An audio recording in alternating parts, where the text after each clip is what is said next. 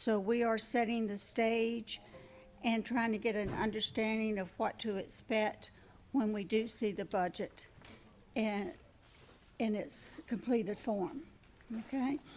I'm going to start with, if no one has any questions, I'm going to start with Annie on her presentation.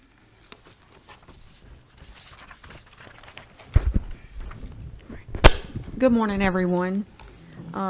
So I'm going to give you a presentation today on the budget overview. If you have any questions, please feel free to stop me and we'll discuss anything you may have at that point in time.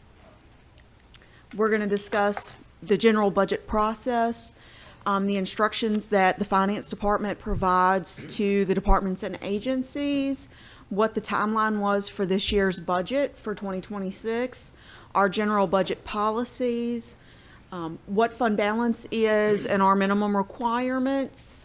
We're going to go over the chart of accounts, the funds, the different fund types that we have, the general fund, special revenue funds, our debt service funds, internal service funds, enterprise funds. We'll give you a brief overview of the investments that we have and then the grants that are managed by the finance department. And then Jean will give you some information on the grants department and their grants as well. I have just a little blurb up there for you, trying to be funny this morning, that budgeting is the science of distributing dissatisfaction uniformly. Seriously, though, we do try to make people as happy as we can to the extent possible. It's not always possible. Our goal in the finance department is to make sure that we oversee taxpayer dollars wisely and that we spend the funds in accordance with any tax propositions or laws that we are supposed to do. So that's our goal, and to strive towards efficiency and effectiveness with those dollars. So the general budget process, we work with all departments and agencies. I'm sorry? No, we're not. Okay. We work with all departments and agencies who receive funding from the parish. It keeps going off and on. I don't know if... It is what it is. Okay. We will work with the screens, y'all, who receive funding from the parish. They are required to submit to the finance office detailed requests for the information for their budget. This includes what the budget requests are, and so we provide to them instructions, forms, timelines. We give them the expectations and the approach, and we also provide to them certain costs and rates which impact their budget. These include things such as information from HR regarding their payroll costs, things from fleet regarding vehicle maintenance costs, Homeland Security for their radios, risk for insurance costs, technology regarding their asset, computer-related costs and software. And so we work with them to provide that information. We begin that process in early April and May. Then the departments and agencies, based on those instructions and information we provide to them, develop their formal requests. They provide operating, payroll, capital asset, and project requests. They submit those to us in line item detail. They're responsible for submitting that to the Department of Finance. And any departments who have self-generated fees, such as the Department of Utilities or even Animal Services have some user fees related to animals, they have to respond and provide estimated self-generated revenues. When they submit those to the Department of Finance, we review those requests for reasonableness, appropriateness. Do those meet the criteria as far as any tax propositions, state law, what's applicable to those funding sources?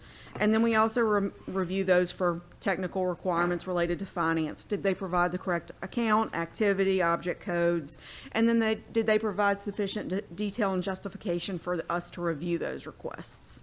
And then the Department of Finance will also prepare general revenue projections for interest income, ad valorem taxes, sales taxes, and we monitor that throughout the overall budget development life cycle.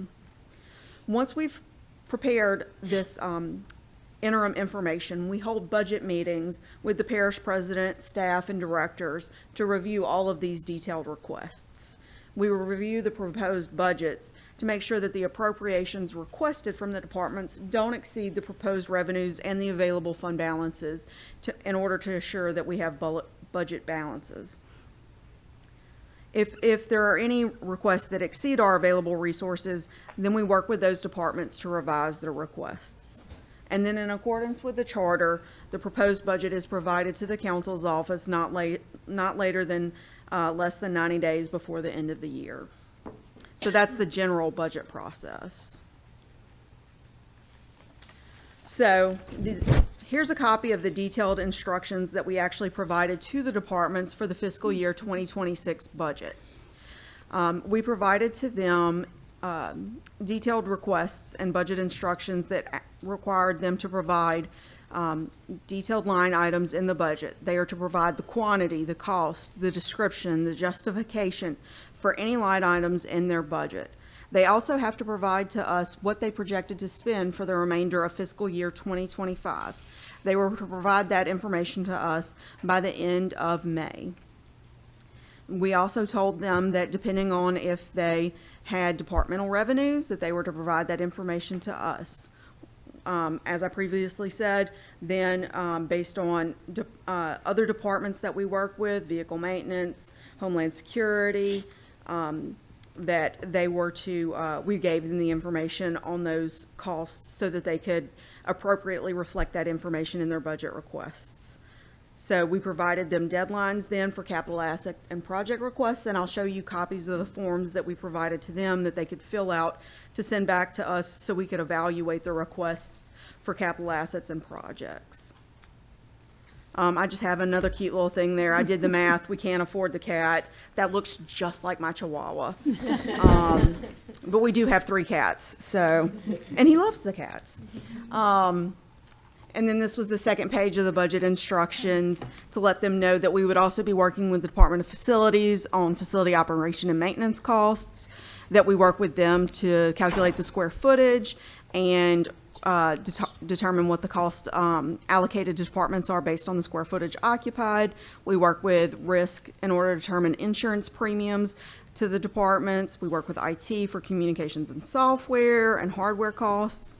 We also work with outside consultant for the cost allocation plan.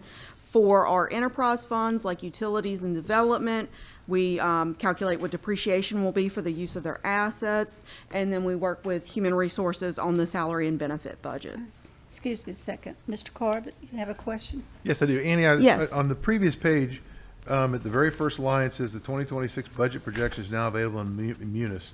I know when you transitioned, there was talk we were going to get the budget put completely in Munis. Does this represent that it's all now in Munis, or are we still in the transition phase of getting everything moved over and consolidated in one place? The entire budget is in Munis with, so the entire operating budget is Munis, as is the payroll budget. We do ask them to fill out certain forms for assets and payroll and capital projects to detail out additional information that we want, because that data is not available in Munis to fill out. Okay. So for like assets, we want to know how old is the vehicle, how many, like for a vehicle, how many miles has that vehicle been driven? So those fields are not easily available in Munis. So same thing with payroll. Sure. If you want a new position, then we want to know what is, how much is that position going to get paid? What is the justification for that position? Where is it going to report in the organizational chart? So there's a lot of information that we want to support the justification for these things that's just not readily available to be put into Munis. So the entire budget is in Munis, but there's supporting justification and documents that we want that can't be put into Munis in a sense. Okay. So we ask for supporting documentation in addition to what's in Munis. Well, good. Well, Annie, I think that you need some positive recognition for making that, because when we talked about it, I didn't think it was going to be, we were going to make that big, be able to make that big of a transition for the 2026 budget. So I applaud you and your team in moving us that far down the path. I understand the need for some sneaker nets to still exist for supporting documents, but having the base of it in Munis, you and your team deserve to be recognized for making that transition. So thank you. Thank you. And so one of the things that you will see when we provide the budget book to you is we will be presenting to you a different basis of a budget document. And so we will go over that when we have an additional budget hearing later on, is how the budget will be presented, and it will look differently to you. And then I just have one last cartoon, nothing else after this. Pie charts cost too much, so we ordered tart charts. I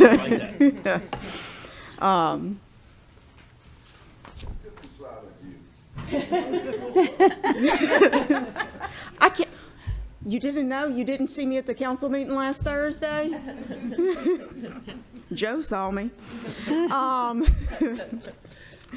All right, so for 2026, these are the actual specific instructions that were given to the departments. So most of the information at the beginning was kind of the generic information. How does the process work in general? So specifics for 2026 budget.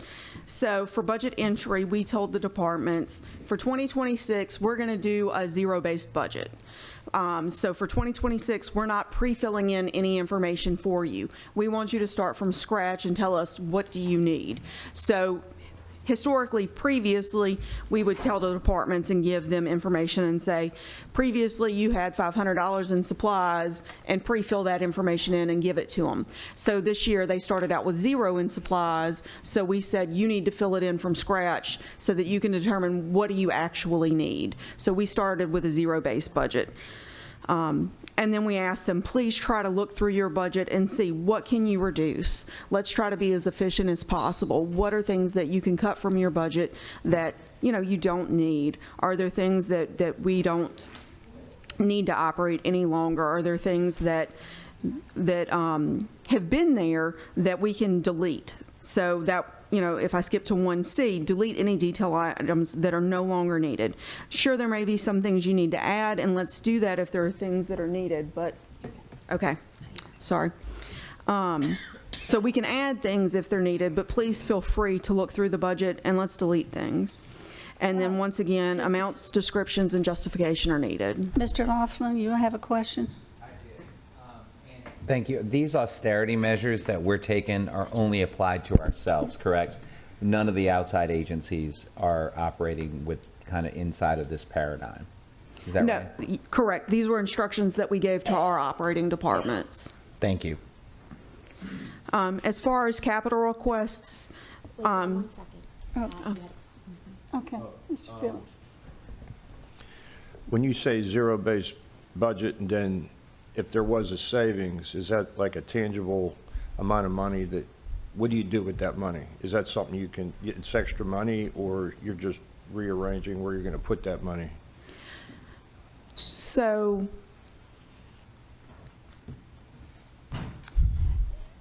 I'm trying to think the best way to answer that.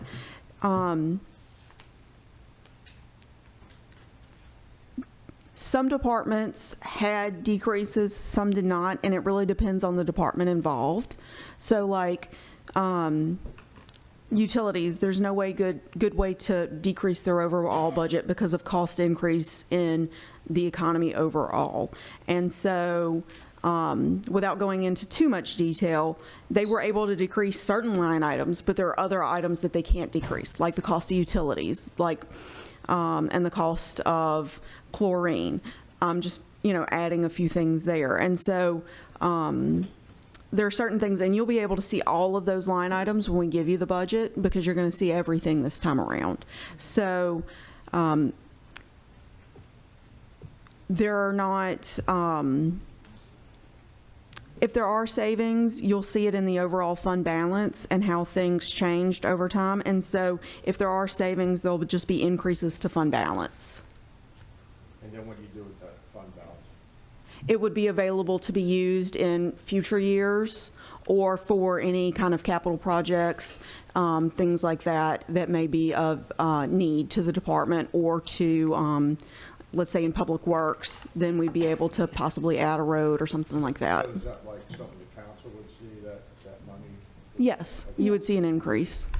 And Pat, keep in mind that this is, when she says zero budget, it's not about savings. They're building the budget from a zero base. So they're not really saving anything until they get all the numbers Right. to compare to the prior budget. That's why I was asking if it was a tangible type asset that you have more money later or something, you know, okay. Okay, thank you. Mr. Bender? See, Rick, why I do this? I did it. I'm a little bit slow today, okay? So, Annie, two questions. First, Arthur brought up about austerity relating to parish government, okay? So therefore, I take it that we could encourage other agencies, okay, but we can't dictate to other agencies. Is that correct? We could encourage, we have the ability to present to you a budget based on what they've requested and what we're able to fund, and then you have the authority to choose what budget to adopt for the things that we fund in parish government dollars. Okay. For the things that, wait. Let me ask it this way. Okay. Because I know we're going to be dealing with this, I think. If the public gives a millage to an agency, okay, we cannot dictate what that millage will be this coming year. Unless that millage has to be authorized by parish government, no, you cannot. Okay. If we provided funding, is what I think I heard you say, if we provided some extra funding, then that's where we can look at it, Yes. correct? Okay. Let me think of my other question. Oh, this year, I've been through consultant salary studies for over the years with the Slidell City Council and here with parish government, okay? I'm not a big believer in consultant salary work, okay? Because while it may have been needy 26 years ago, you know, I look at what we pay in general. I always feel for our lower level people who are out there, you know, doing some hard work, okay? Are we doing any consultant salary? Are we hiring any consultant this year in the budget to do any salary, you know, looking at our salaries? Yeah, we did that, I think it was maybe two and a half years ago. So at this time, we do not have that planned in the 2026 budget. Okay, thank you. Mr. Laughlin? And yeah, just to clarify something you just said, so you could, if an outside agency which we control or have more influence over, you could give us a proposed budget in comparison to the budget they submitted, like almost like a recommended budget from y'all's department. Is that correct? If it's an outside agency that we fund entirely. We don't Or fund j- entirely any outside agency. You mean like Coast or? Right, something that we. No, not a pass-through agency, like for example, the courts or the district attorney. So we fund a portion of their needs. So they have their own funding sources, and then we fund also, you know, part of their overall budget. Gotcha. So I'm just asking for you to kind of expand on what you had said to my colleague. Yes, so they will submit a budget request to us, and then when we submit the proposed budget to you, administration, finance, this side of the house may not be able, based on the funding that we have available, may not be able to present to a budget to you that fully meets the request that they had. Gotcha. All right. Thank you so much for the clarification. Okay. You're welcome. Continue, thank you. You're welcome.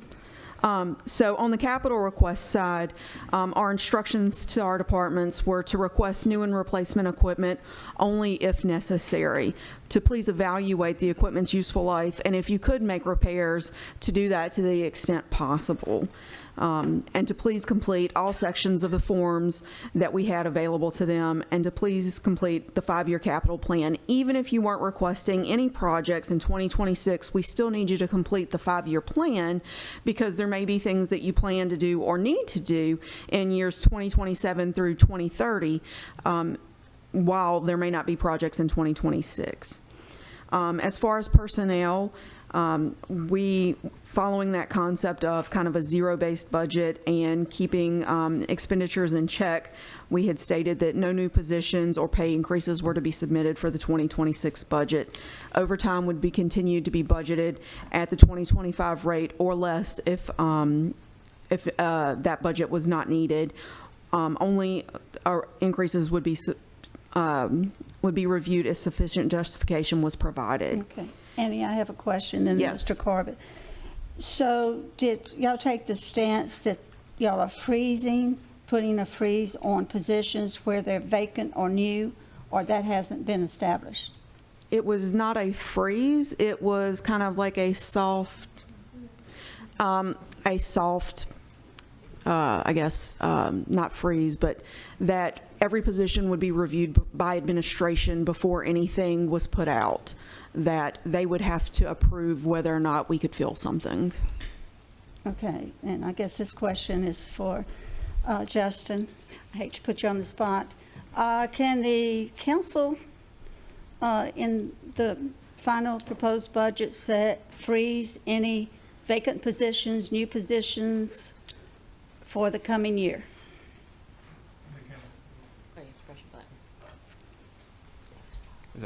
The council certainly has control over the budget. Ultimately, that is your purpose. The administration may obviously, as the 2026 year continues, submit proposed amendments to allow, and the council will consider those proposed amendments at that time. But the council could take a position that the 2026 as proposed and submitted locks in and can choose not to consider any requested amendments going forward to provide for additional positions or pay increases. All right, thank you. Mr. Corbett. Thank you, Councilwoman Tanner. Hey, again, Annie, this is what we talked about, or I'd asked about previously, about assumptions and ground rules that are for the budgeting process. I really appreciate you guys providing this up front again. I don't know if we got it before. I don't think we did. And if we did, it wasn't nearly as clear as this is. So again, I appreciate the transparency and providing that to us. This is outstanding. I do have one question on what says no new positions, kind of building on Cheryl's comment. Is it also if there's open positions, are you going to look at aging of those open positions, for example, and see if maybe they classify as a new because they've been open for extended period of time, if by chance they have? It might be something, if you're not, it might be something to take a look at. If we had open positions in some departments and they've been for an extended period of time, it may be worth considering whether we need to keep those positions open or we could close those out and wait for a time when that need redevelops. Gina, you want to answer that? That's exactly what we've been doing. When Annie said we were taking like a soft stance, we've been reviewing every position as it comes available. If it's someone like a water operator 4, if that's somebody we need for water operations, if that position would become vacant, we would allow the refilling of that position because we need it. But if something has been vacant for a long time and stays vacant, then we have not been allowing them to fill those types of positions. Exactly. I know organizationally sometimes that occurs. Right. In organizations that I was part of, where it stays long enough and finally the rest of the team absorbs the function. They don't really need that help. Exactly, and that's what we've been doing, but we haven't issued a hard, we're freezing it because there are some positions that we need to have in place. No, I understand. I appreciate the explanation and I like the approach. Thank you. Thank you. Mr. Bender? Thank you, Mr. Chairman. Annie, I want to clarify this for myself. When you mention salaries, okay, are you referring to cost of living increases not occurring, or as the administration discussed, cost of living increases occurring? So when I say no pay increases are to be submitted, we're talking about individual increases, not cost of living. We have had a discussion on that. We are still working through the mechanics on that. Okay, so no decision has been made yet on cost of living, but you're not giving merit increases. Is that what you're saying? Right. At that time, we were not, and we are not giving individual merit increases. We were not allowing directors to submit and say, oh, you know, I want this person and this person to have an increase. Okay, thank you. And then the last item under personnel was one easier item to be able to reduce the budget was to say that we would not budget for uniforms for office personnel for next year, that if uniforms were needed next year, that budget would have to come from another line item. We would still allow budget for uniforms for field personnel because that's necessary for identification out in the field and for workers to be noticed and known and for trust, but not necessarily in the office.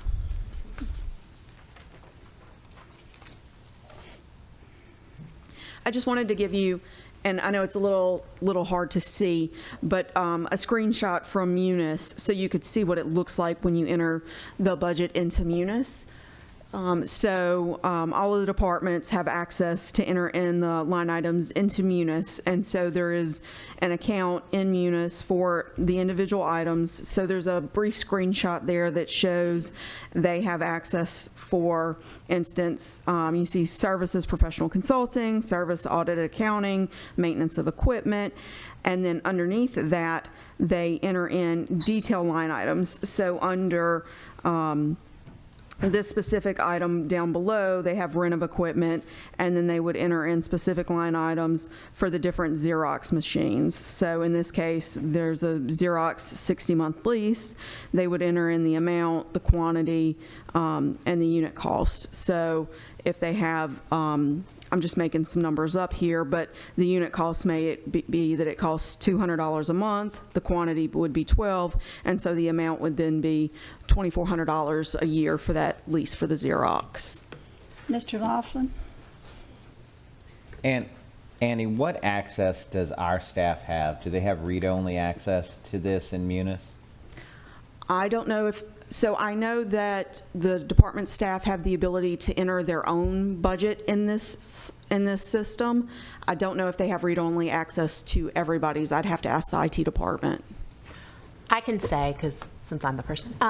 So I do have read-only access where I can look at, I can break it down from fund to department to line item. Yes. So if you'd ever want to know what's, but actually this screen where they input it in the budget, no. But I do it once it's passed and entered into the system, if that makes sense. Okay, thank you. Mr. Corbett?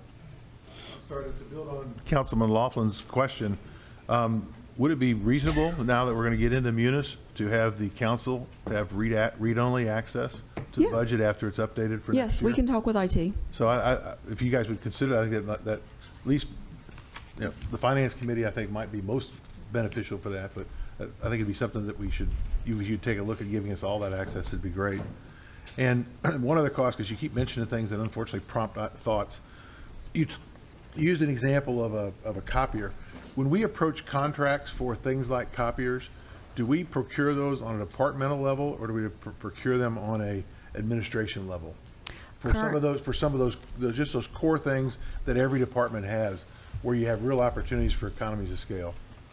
Currently, the copiers are done on a department level basis, so we can work with procurement on that too. I think that, and I'm not sure which of the ones are the right ones, and everybody has different needs, but I think as you guys go forward, you've done so much this year, as you're looking into executing during 26 and then prepping for 27, finding opportunities to consolidate those where we can and look across departments for those demands, and then be able to get some more economies of scale. I think it'd be very useful for us. So thank you. Okay. Mr. Laughlin? Yeah, to build again on Councilman Corbin's comment, the I just wanted that, we should find out from IT if extra Munis access doesn't cost us extra money. It does not. Okay, good. But I also do like his idea about, I mean, that's kind of some low-hanging fruit. If we could negotiate copiers parish-wide versus department-wide, we might be able to save some money there. Yes, sir. Okay, Annie. All right. And I know it's a little hard to see on the screen, but this is copies of the capital asset and project forms so that you can see what we give out to the departments that they fill in as some of that backup documentation that they give to the finance department and administration that they fill in. So for capital assets, they provide us information regarding where that asset is going to be stored, who's responsible for it, if it's brand new, if it's going to replace an existing asset, if it does replace an existing asset, what asset is that? For that specific asset it replaces, how old is that asset? If it's a vehicle, how many miles are on it? If it's some other kind of piece of equipment, how many hours has it been used? What is the reason for the request? Like how is it its end of useful life? We also ask, when are they going to acquire it? How much does it cost to use that a piece of equipment going forward? Like, what are the estimated operating and maintenance costs of it going forward? And then we ask them for the backup on how they got that cost. Did they find it on state contract? Did they go to fleet and work with them to get the estimated cost? For the capital projects, they fill out a form that we call the 2026 through 2030 Capital Improvement Request Plan, and they provide us information on where that road or that project is, the district, the length, when they expect to need the money, what the total cost is, if there's any future cost, when they expect to start different aspects of the project as far as A&E, property, construction is, and then if there are annual operating and maintenance costs associated with that future work. Mr. Carvin. Sorry, Annie, going to be a lot of questions today. On the top chart where you talked about equipment that they're going to purchase, do we also keep the similar data for equipment that we currently own? So we're looking at like uptime and utilization? Yes. Okay, so we have data available to us that we could get on, let's say, a Spider, and we could see how much what its real uptime is, that it's actually available for use, and then we'd also have data that shows how often it's actually used? They should be keeping, in Public Works and Fleet, they keep work orders on when they're using it. Okay. And, all right, I mean, we'll get more to that when we get to Jay's presentation.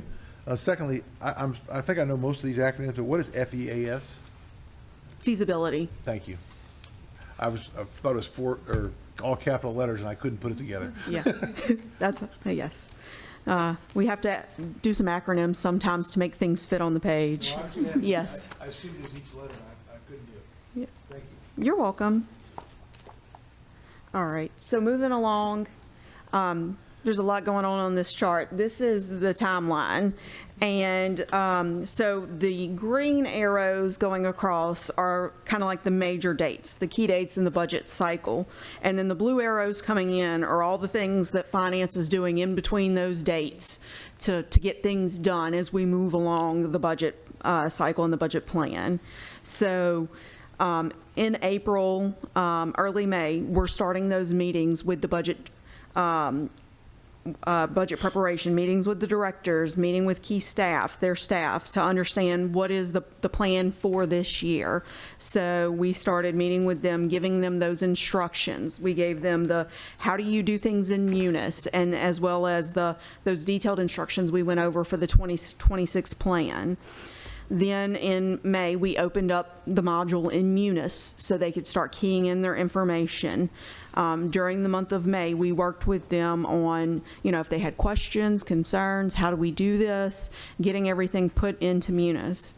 Also during that time, the Department of Finance was working with all those other departments that are also keying stuff into Munis, but working with risk, working with facilities, working with fleet, working with HR on all of these kind of side projections and information to get key costs into the budget.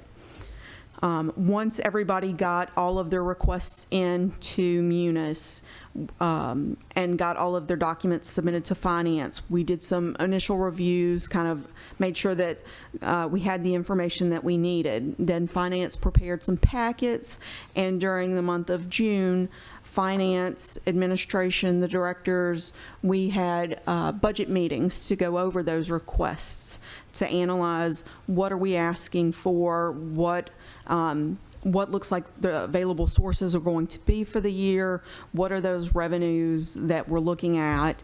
It's all very high level and initial at that point in time, because we are still only, not even 6 months into the year, but we start to think about, what are we looking at here. Then in early July, once we have this data together, the Department of Finance works with the service departments to prepare cost allocation plan data, and we send that to our consultant. And during the month of July, we work with the consultant to prepare the plan document for the budget for 2026. And we go back and forth with the consultant to make sure that the data is accurate, that it is the information that it is. I'm trying to think of the right word to say, that they have prepared it accurately. We make sure that everything that we've turned into them is in their plan, the exact, that it's the same way. We review every single thing that they put into their system, and that it comes out and calculates correctly. Annie, a quick question there. Yes. So when you initially get the budgets from the departments, and I guess y'all review them before you you send the information for cost allocation. Mm-hmm. So if you need to fine tune these budgets or decrease them or think they need an increase, that's when you do it, before the allocation? We do it after, and then we redo the allocation again. So Okay. we're in the middle of redoing the allocation right now. So we go back and forth several times as needed. So that's why you can see there's kind of a lag. So we go from July to September, and that's because we are reworking things as we speak. So, and you'll see this great big blue box in the bottom left-hand corner that says, we merge all the data together: operating, capital, payroll, cost allocation, review fund balances, analyze the significant changes. We're refining things with administration. So we've put everything together. We see what that looks like on a fund level basis. We have to analyze that and say, do we have enough, money, basically? Because there are some funds, that are of a concern, the general fund. Do we have enough money, or are there things that we have to change? Do we have to trim some things in some places?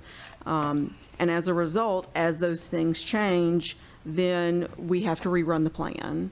So we have to work with the consultant and send them new data to rerun it. So I think we're probably on the third rerun at this point in time. So we're waiting to get it back.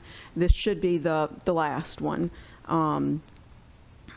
at this point in the time, and then we'll be able to finalize all our files. We have everything, everything's in Munis, everything in our workbooks, basically. They're all linked together, they're ready to go. So as soon as we get the data from the consultant, we'll be able to check it.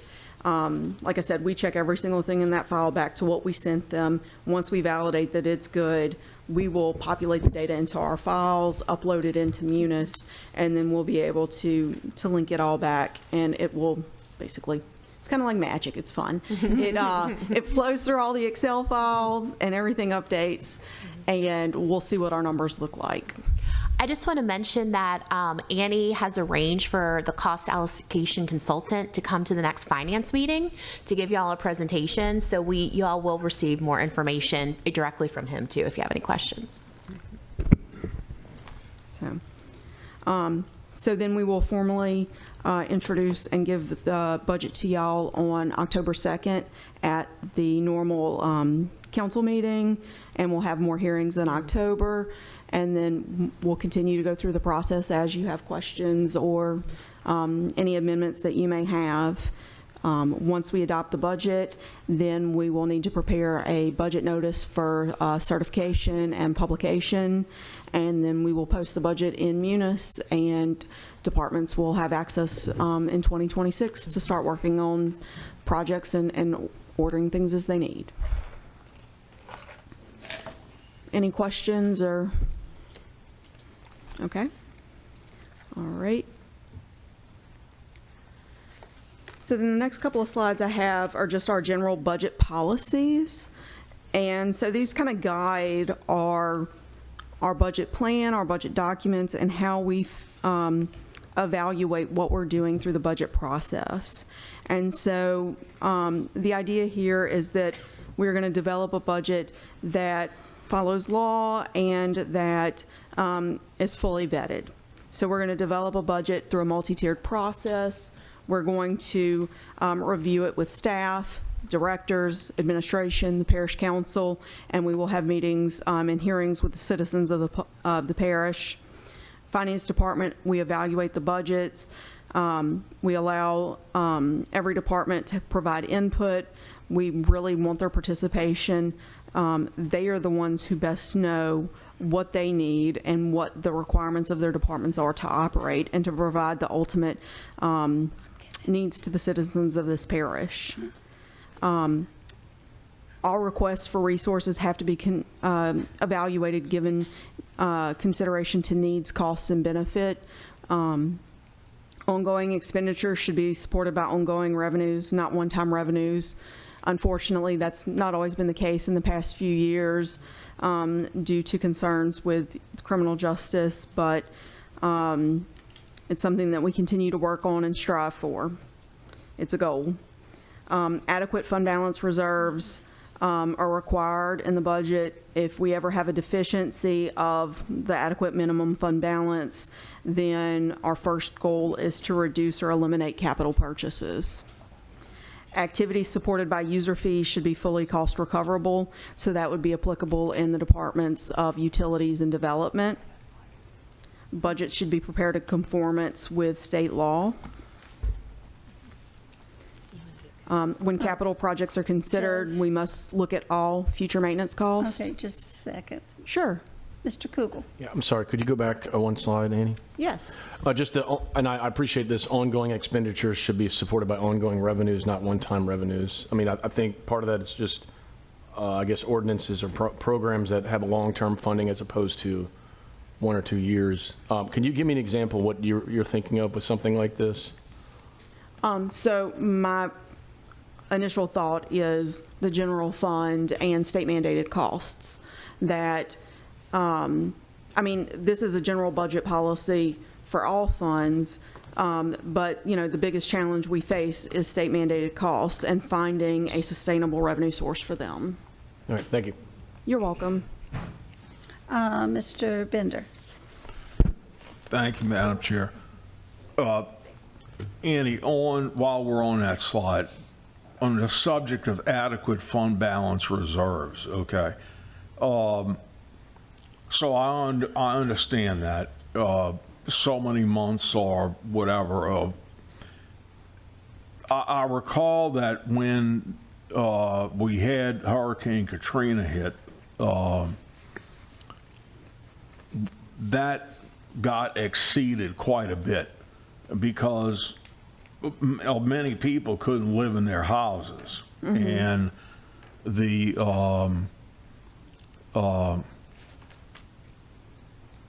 value of their houses were reduced by the assessor, and many of them were below the $75,000 homestead exemption, so we had no revenue, okay? Do you account for anything in adequate fund balance reserves for, I'm not talking about a large amount of money, but I'm talking about, do you put in anything for, you know, something that's happens once every 50 years? Not in that manner. So in the individual funds, we always account for, depending on the revenue stream. So every fund that has ad valorem revenue, we account for 1 year's worth of revenue because it takes 1 year to get the cash. So we always have 1 year's worth of revenue built up. So that way, if there was something that happened, we would have 1 year basically to wait it out. Gotcha. In sales tax, we have 3 months worth of revenue built up so that we could make it 3 months. Okay. So in every fund that has a recurring revenue stream like that, we make sure that we have enough fund balance to last a specific period of time. We don't have an additional source after that for something else like that, though. But for ad valorem, we use 1 year as the proper amount to have. Yes. So if ad valorem's running, let's just say 70% of government, okay? We would want an extra 70% for 1 year.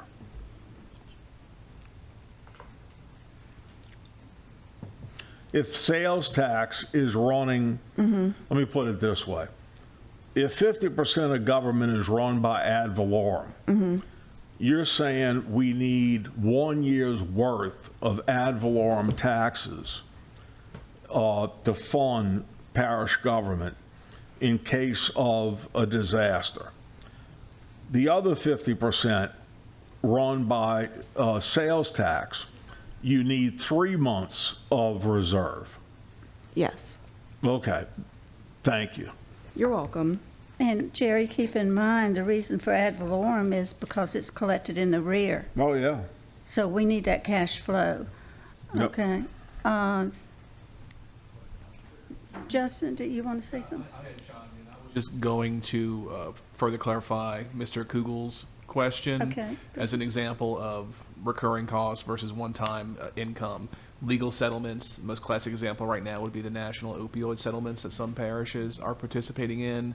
You have to be, even though it may be paid over several years, it is a finite amount of money that does end, and you have to be careful about creating permanent positions or programs that will go forward and move on once that funding dries up. So it's just another example of that revenue versus. Mr. Corbett? Thank you, Chairman. Sorry. Oh. Okay. There we go. Thank you. Thank you, Chairwoman. Annie, I've got a couple questions on here. On the third bullet, we talk about need, cost, and benefit. Can you describe what you or the administration considers to be part of benefit? Is that, how would you characterize, further define that term? What is the benefit to the citizens? So how does this benefit them? Does it benefit, who does it benefit? So does it only benefit a portion of the citizens? Does it benefit the entire public? So it's really, and it can be qualitative, it can be quantitative. So it really is based on the program you're looking at. And so there may be some programs that are more, and it's more of an administrative function than a finance function, but which things are more important, I guess, that we provide to the citizens. Okay, but I assume it also goes down to things like if you're doing trade-offs on pieces of equipment for a purchase, you might replace equipment that's Yes. not ended its useful life because you've now got it, somebody's developed a new piece of equipment that provides much more productivity, efficiency, or effectiveness. So there's a significant cost reduction that Yes. will allow you to warrant that. Okay. Yes. Secondly, would it be possible, I talked about on the adequate fund balances, I know that we've looked at the rules historically of what you're using, the financial policies that guide what those fund balances are, and I understand the difference between ad valorem and sales taxes. So I understand how those are characterized different. But would it be possible for you to highlight for us, and not today, but in something back to us, that which fund balances are significantly above the minimum requirements? I would let you define significant. Maybe it's 10%, maybe it's 20%, maybe it's something else. But and what I mean by the minimum requirements, I'm used to GAAP. I know that's not what you guys, what a governmental organization uses as their financial guidelines. But I don't even know if that's possible for you to take a look at it that direction, but to help give us a clue and when we're doing something above, significantly above. And again, I would look to you to help define what's significant or insignificant. Okay. And secondly, thirdly, the last question I had, we talked about user fees on the next bullet being fully cost recoverable. Have we ever considered holding animal services to a similar standard, or at least a portion of the standard for cost reimbursability on some things? I believe that that right now some of the things that are paid for by people don't cover the full cost of what it actually costs to provide that service, but they're being paid by people when they pick up a pet, or they have for example, a vicious animal stored for a significant period of time. Just some of those kind of, that might be a different approach that would also help us think better about how to get a little more revenue in animal services, which seems to have a perpetual need. Yes, and that's something that Rob has actually mentioned, so it's something we're looking at. Can we take it as an action item? Yeah. Okay. Okay. Okay. Just trying to move it along. Arthur? Annie, and I'm just confused really quick about, I know we collect ad valorem or property taxes in the rears. All right. If we have another major storm like Katrina, does that wipe out our ad valorem if those property values are reduced, if those houses are destroyed? Yes.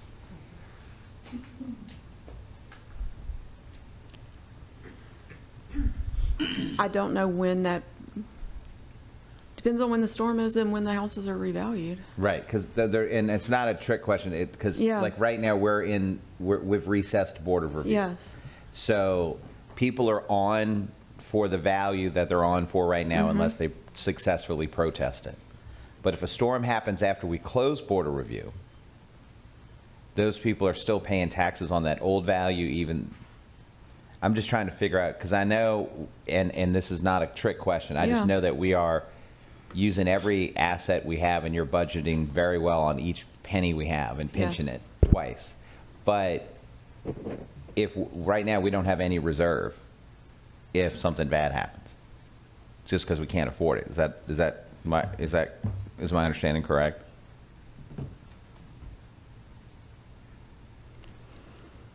It would definitely be a problem in the general fund. But, Variables with that, right? yeah, yeah, it really, It's hard to it's not answer gonna, that. even with Katrina, it didn't wipe out everybody. So, I mean, I'd have to look back and see what happened that year to be able to assess what happened to the values and what the collections were. But it is like the weakness that is kind of inherent with where we live and our ad valorem taxes. Well, I think it's the weakness because, we do not have the money to fund, in general fund, to fund those because we can't even fund mandated costs. No, So, exactly. I think that's a problem, and everybody realizes it, and we just hold our breath. Thank you. Jerry? Just to add to that, Annie, and Joe and I were here when Katrina hit, okay? The way that we had to deal with it was parcel fees, okay? Because I remember Kevin Davis, myself, we went to the Oak Harbor meetings because they had flooding in the houses, and a lot of the houses' values came down. So the only way to be able to fund for those areas were these, and theirs happened to be a $39 parcel fee. And I'm sure you remember, we went out and explained, we don't have any property tax coming in, not for certain areas of the parish. Right. So many of them still get their parcel fee, whether they need it or not. But that was the only way that Kevin came up with being able to fund parish government, you know? So just making Thank you you. aware. Yes, thank you. Okay, Joe? So, I don't know if we have any data on this, but how do sales taxes do during major storm events, the after the event on collections? Actually, they were quite high the year after. Right. The year after, like, is there a, I know every storm is different, but when Arthur brought it up, it did make me think, just Yeah. if it's a more consistent tax when you deal with a major storm event as opposed to a millage property tax. Yeah, I'm not sure about the months after, but I know the next year was relatively high, and then it was high for a couple years after, and then of course there was a recession off. after that, so that was nationwide. We weren't as bad during the recession because of Katrina. Things stayed higher for us than they did for the rest of the nation. Thank you, Annie. You're welcome. Jeff?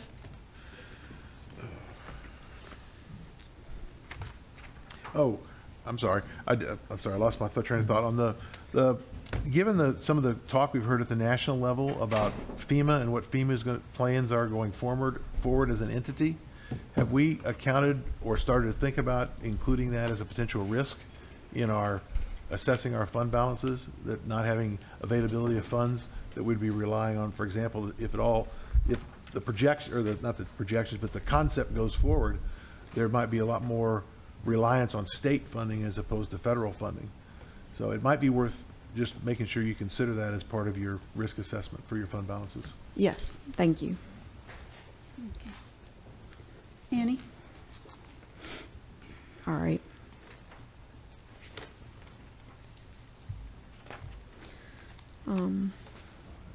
Let's see. Getting back to those general budget policies, let's see where we left off. Talking about looking towards future maintenance costs if capital assets or capital projects are considered. Departments need to look at the long-range impacts of their operations, especially if they're trying to add new services or projects. And then we make sure that we follow, of course, state law for any budget amendments. We have to, in the Department of Finance, be aware of 5% thresholds that are established by state law when we review budget to actual for our general fund and our special revenue funds in regards to beginning fund balances, revenues, and expenditures to make sure that we stay in compliance. The current policy for the budgetary level of control for the general fund and for the public works fund is at the activity or departmental level. So we allow those departments to transfer budget within their departments, but not from one department to another. For the rest of the funds, it's at the fund level.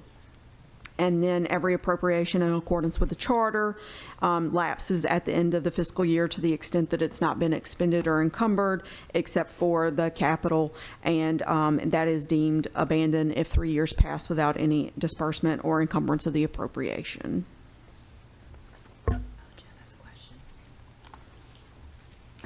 Jeff? And I know we're going to transition to another topic in a minute on the fund balances, because I looked ahead. But one question that, in looking at the general policies and the guidance provided in the assumptions and essentially assumptions and premises provided to the departments, that seems to be missing to me, and I don't know if it's a budget item or you characterize it someplace else, but is a requirement or a need for each of the organizations to provide some operational performance metrics that maybe 3 to 5, maybe we start with 1 to 3, but to include a requirement for them to give us some top-level metrics of effectiveness and efficiency for their organizations. They could be, quality, efficiency, and/or effectiveness, I guess, is the 3 that I would characterize. That it might be useful if you don't have those, take a look at them. I have not seen them presented, so I don't know if they exist.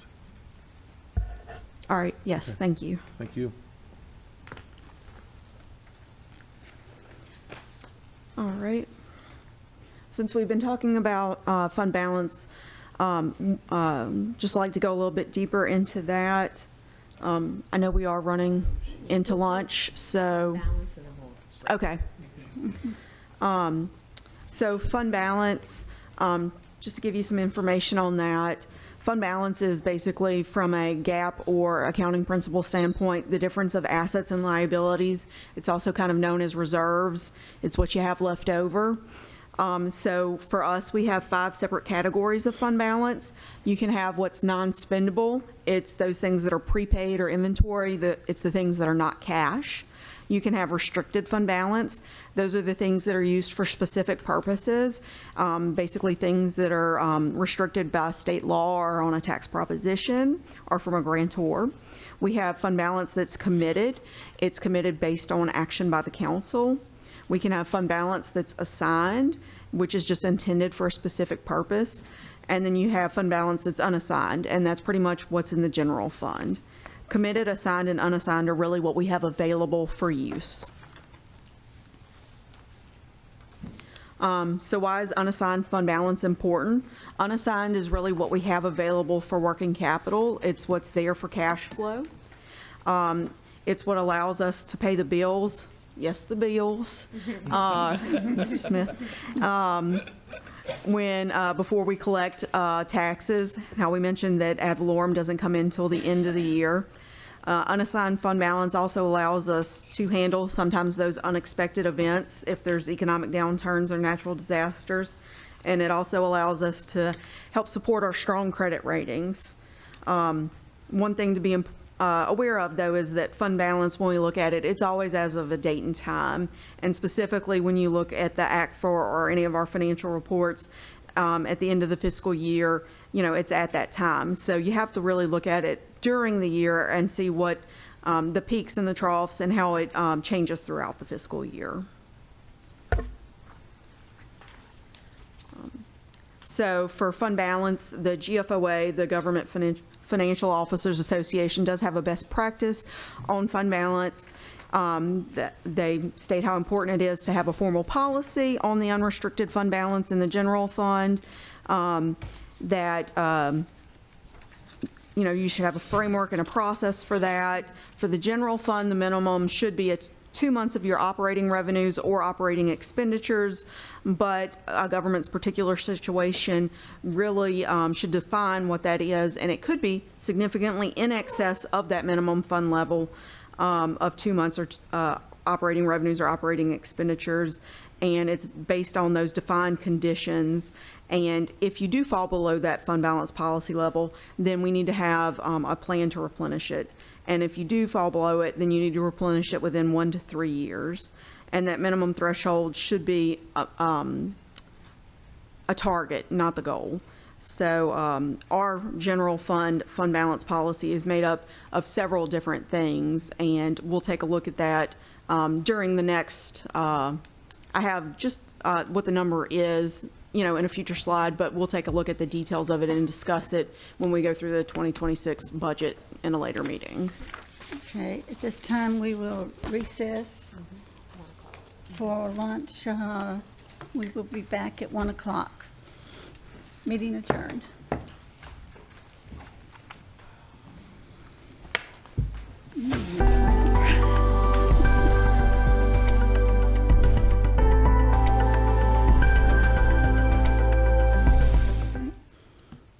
Okay, Annie, you ready to begin?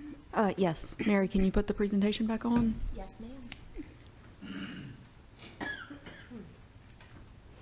All right, so getting back into the presentation, the next section we're going to go through is about the different chart of accounts or funds that we have. And so up there in the upper right-hand corner, you can see that that's the segments that we have for our general ledger structure. And the first thing we have is our fund, FND. It's 3 digits across. And so we have several types of different funds. The very first fund is the general fund, and it accounts for all financial resources other than those that are required to be accounted for in another type of fund. It's the chief operating fund for the parish. It's fund number 000. After our general fund, we have special revenue funds that account for the proceeds of specific revenue sources. And typically those are accounted for and separated because of specific regulations, statutes, tax propositions, or other authorized means. And they start with the number 1. We also have capital project funds that are used for the acquisition or construction of capital projects. Those start with the fund number 2. We have debt service funds to account for the accumulation of resources for and payment of general long-term debt and principal and interest. Those start with the fund number of 3. We have one permanent fund, which accounts for the mitigation credit sales and investment earnings for the mitigation bank, and it is fund number 401. We have 2 enterprise funds in which a fee is charged to external users for goods and services, and those 2 enterprise funds are utility operations, fund number 502, and development, fund number 507. And then we also have internal service funds that account for services such as building operations and support and insurance, which are provided by one department and charged to other departments or agencies on a cost reimbursement basis. Those fund numbers start with the number 6. So looking at the general fund, so it accounts for our traditional government services as well as all other financial resources, like I said, other than those that are required to be accounted for in some other fund. The revenue sources include such things as the ad valorem tax, also known as alimony, occupational and other licenses, some other taxes that we receive, other revenue, state revenue sharing, and some other sources. These revenues are available for general government operations, and they can be used to pay for many services that our citizens enjoy. The general fund expenditures, though, are focused on state mandates for certain offices and agencies, including the criminal justice system. This fund, we began using the cost allocation plan in 2016 to cost out the expenditures of the administrative departments in order to reduce reliance on the general fund in order to free up costs for those state mandated costs. Like Mary mentioned earlier, we will have the cost allocation plan consultant come to the or present at the Finance Committee at the end of the month so that they can give you some more information about that. But the cost allocation plan is a best practice as specified by GFOA and one of their best practice advisories, Pricing Internal Services. The cost allocation plan does provide for a more appropriate determination of the true operating costs of the department, and it allows for us to calculate those user fees and allow for those to be more accurate. If you look at the bottom of the slide, we show for the general fund those funding sources ad valorem, and that for 2025, based on the budgetary calculations, the minimum fund balance policy for this year was $12.7 million, and our projected available fund balance at the end of this year on a budgetary fund balance is almost $1 million. We are planning in the 2026 budget, however, to use all of those funds in order to support our state mandated costs. Okay. If we could get through the presentation, write down your questions, and then we'll. Okay. Is that okay, Mr. Laughlin and Mr.? I've taken my number at the butcher shop. Are you going to leave it on the whole time? Well, I mean, unless you're going to go through all of this, how do you want to do it? No, we'll figure it out. Okay. All right, just to give you an idea on those general fund revenues, the next slide shows you 2021 through 2025 year to date, the general fund revenues. You can see that from 2021 forward, we've had a little over 13 million and incrementally increased since then to about $16.5 million in 2024 in revenues.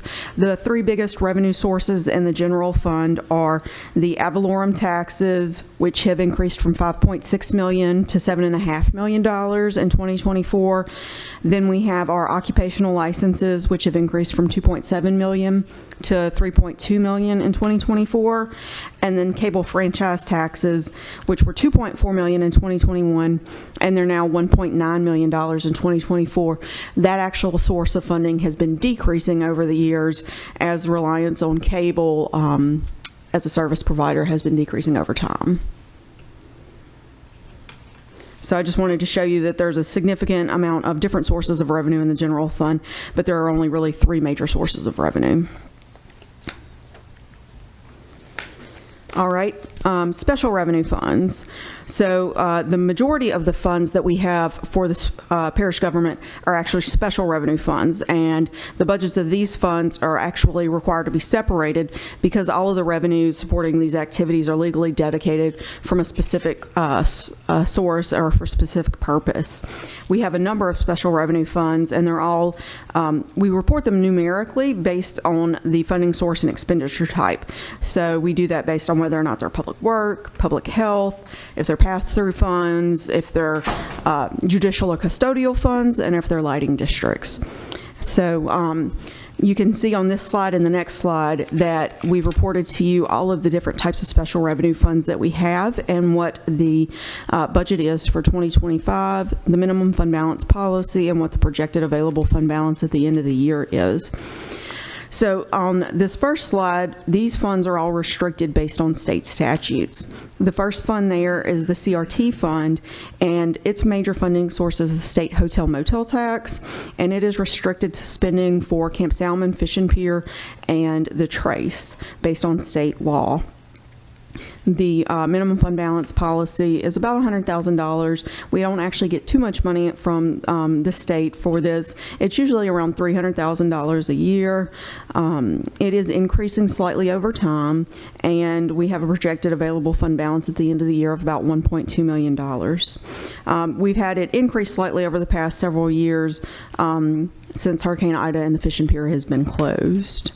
The last 5 funds at the bottom of the page there, at the bottom of the slide, are all of our judicial type funds.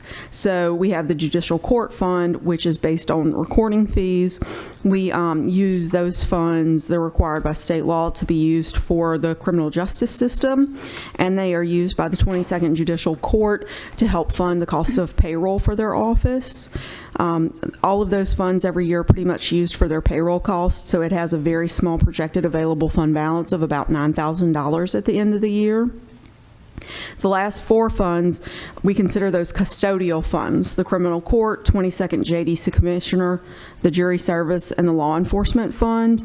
They're all funded by court costs and fines based on state law. We actually act as kind of like a banker for those funds.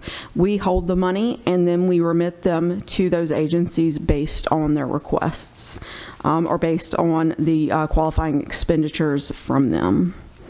The projected available fund balances are based on the budgets that they have submitted to us, and the revenues are based on the fee schedules that they fee and fine schedules that they prepare. Of those funds, we will need to work with the agencies for the Jury Service Fund after fiscal year 2026. We'll need to work with them during 26 for 27 because the jury fund will be running low on funds. We are not receiving enough money to cover the costs of paying the jurors as they have jury trials. So the next slide there shows the remainder of the special revenue funds, and almost all of those are restricted based on tax proposition, whether it's ad valorem taxes, sales taxes, or parcel fees. The majority of them are the lighting districts. There are 11 of those. We have Public Works, which is the sales tax. We have Economic Development, Highway 21 sales tax, and then we have residual funds from Rooms to Go, which was a sales tax. Then we have our ad valorem taxes for drainage maintenance, public health, which is expired, and we will run out of those funds shortly. And then we have the ad valorem for coroner. I have not presented on this schedule to you the Library, Council on Aging, and Stark for their ad valorem taxes because there is no projected available fund balance at the end of the year because every dollar that we receive is remitted to those agencies.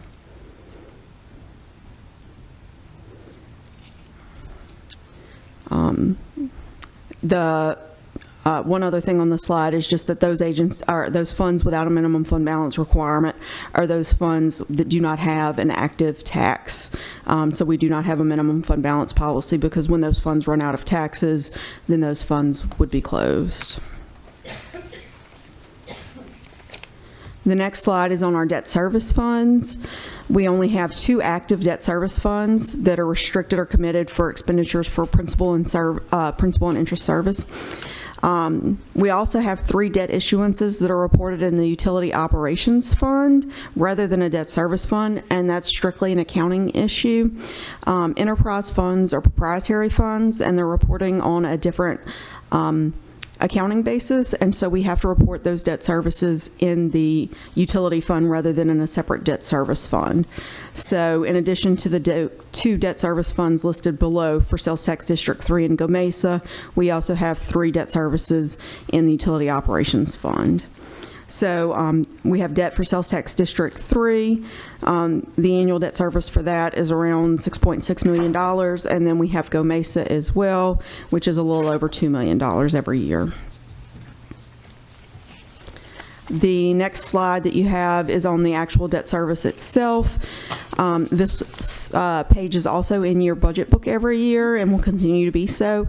It shows you each of those debt issuances, when they were issued, when the final payment occurs, what the interest rates vary from over the life of the debt, whether or not we have a sinking fund, what the original borrowing is, what the principal outstanding is, and what all the future payments are.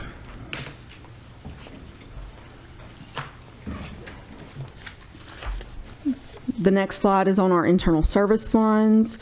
As I mentioned earlier, all of those are used to accumulate costs from one department or agency and allocated to other departments or agencies within our government or others and nonprofit organizations. We use these internal service funds to account for operations of our government buildings and for insurance. And then we allocate these expenditures in line items of user departments. So for the buildings, we calculate facility operations and maintenance charges. They're based on the cost to operate those buildings, and then we allocate them to the departments based on square footage occupied. Insurance charges are allocated based on the relative value of the insured property or a percentage of employees' salaries.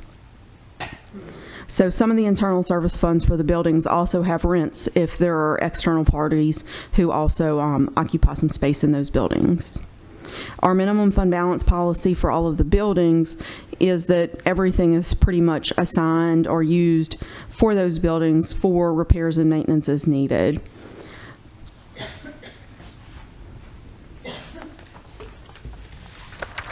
And then lastly, we have the 2 enterprise funds, one for utility operations and one for development.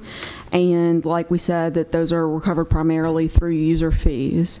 And so utility operations and development, their minimum fund balance policies are 3 months worth of operating expenses so that we would be able to operate for a few months if something was to happen. Our projected available fund balance in utilities is $4.5 million at the end of the year, and for development it's $300,000. Utility operations is going to have a higher projected available fund balance because of the capital needs that they have, whereas development does not have those kind of needs. All right, our next section is on investments.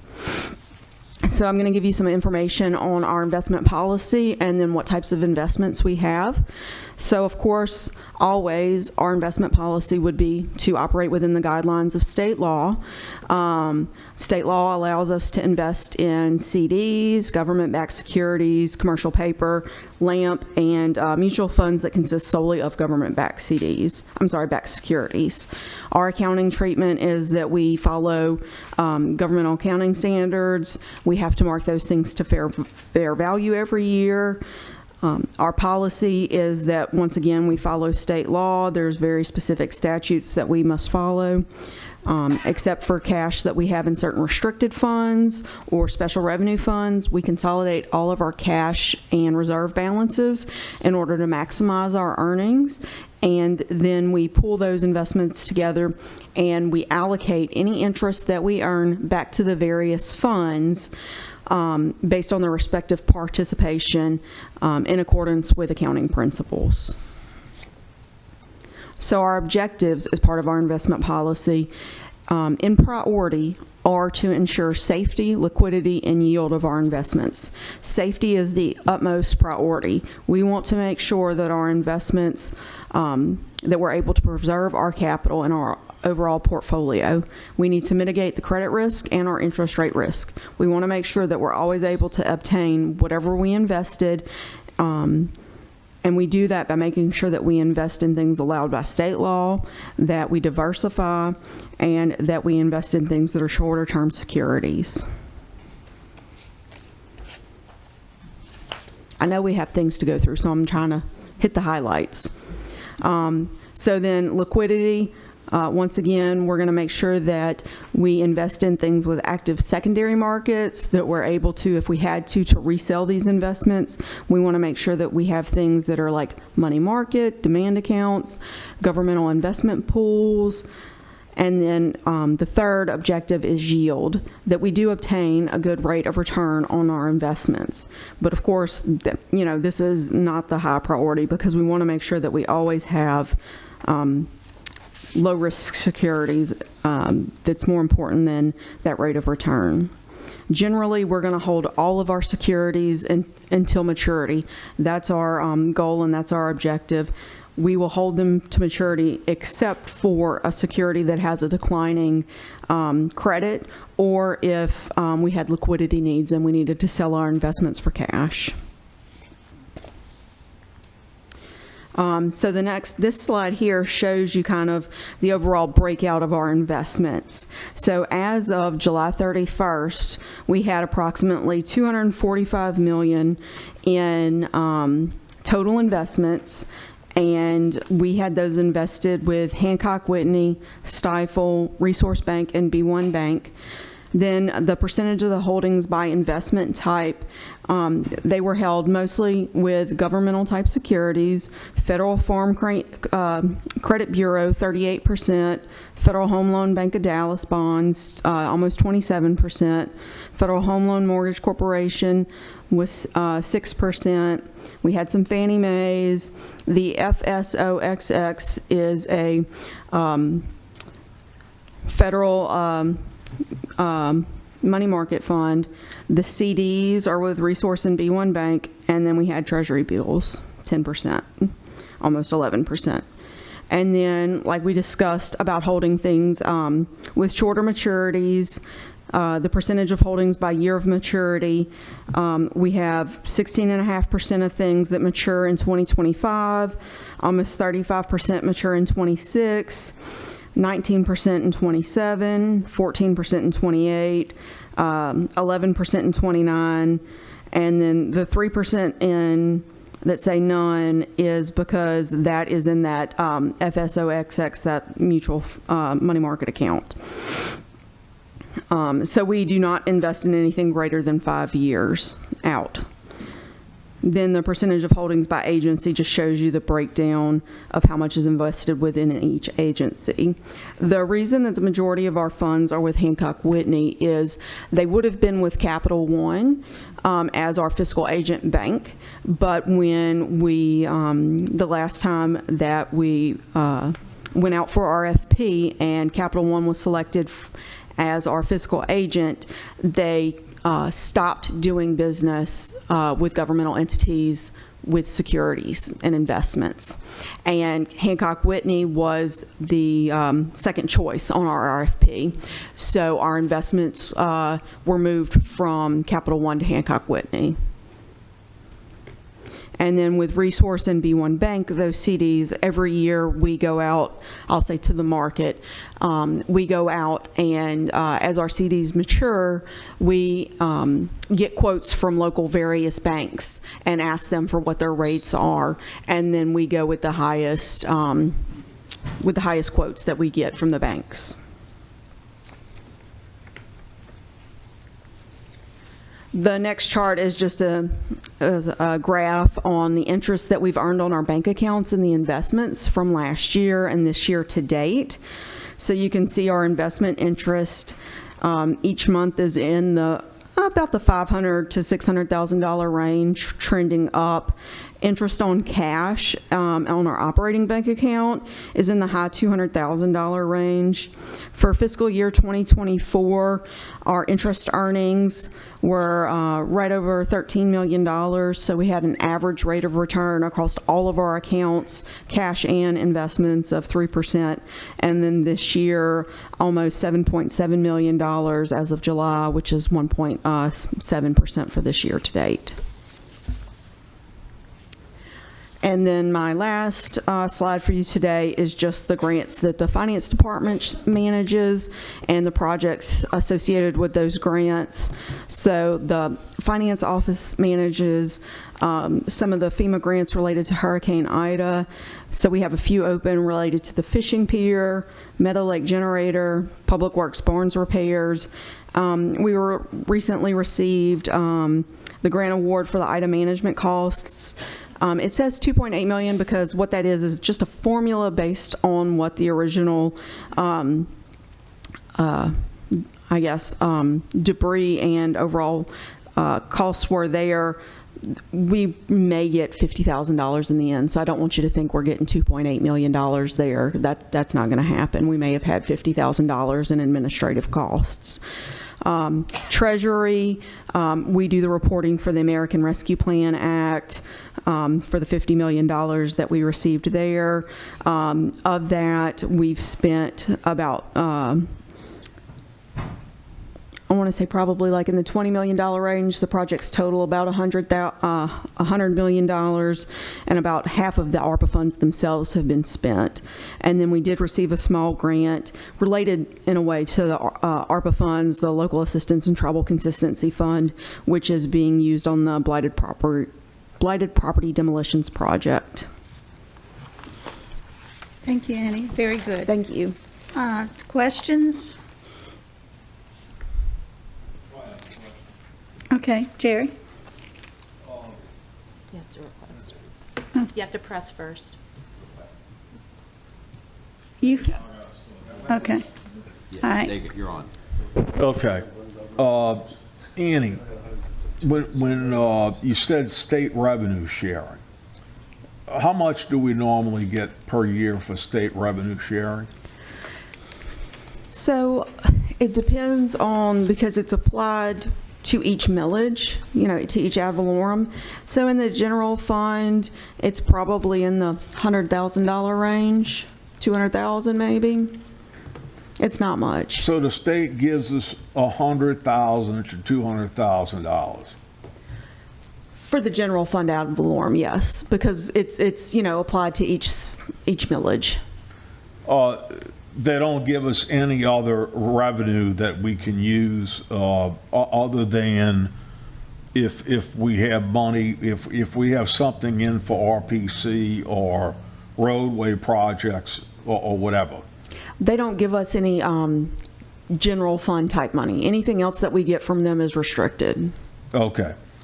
So other than the lawsuit money involved with going back with the previous district attorney, okay?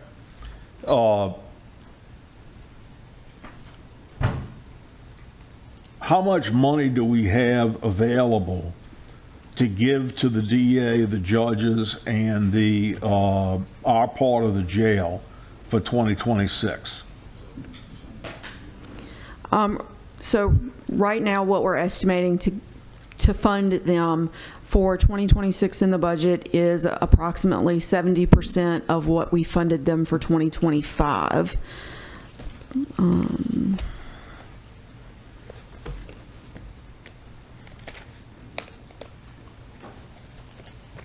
And have they made us aware that they can absorb a 30% cut?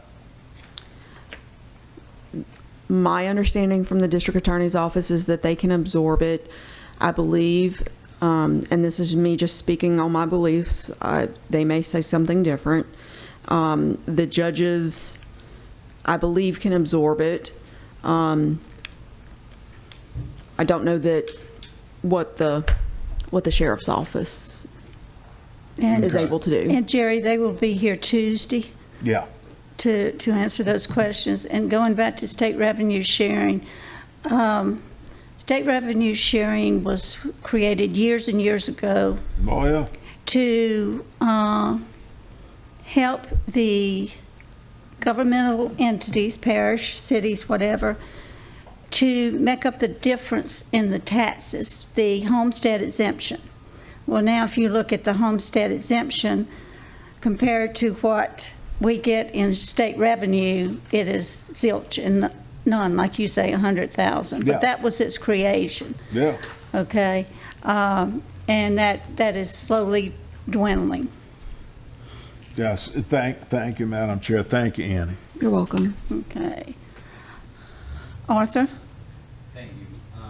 Annie, if it's easier to use since 26 numbers are still in flux, what was the ask if using last year's numbers were easier for you? What was the ask on the state mandates?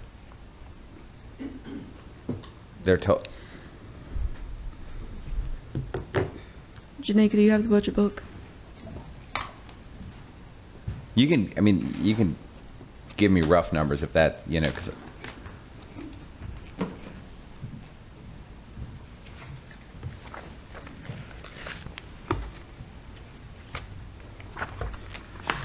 For all of them, or just those three, or? all of them, if you don't mind.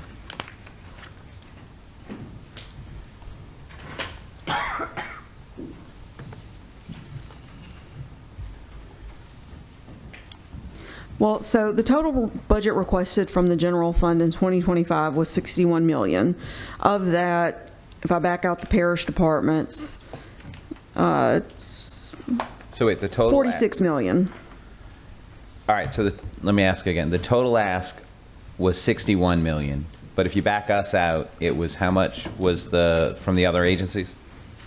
46 million. Okay. Now, that includes the Justice Center because that is also a state mandated cost. Gotcha. Thank you. You're welcome.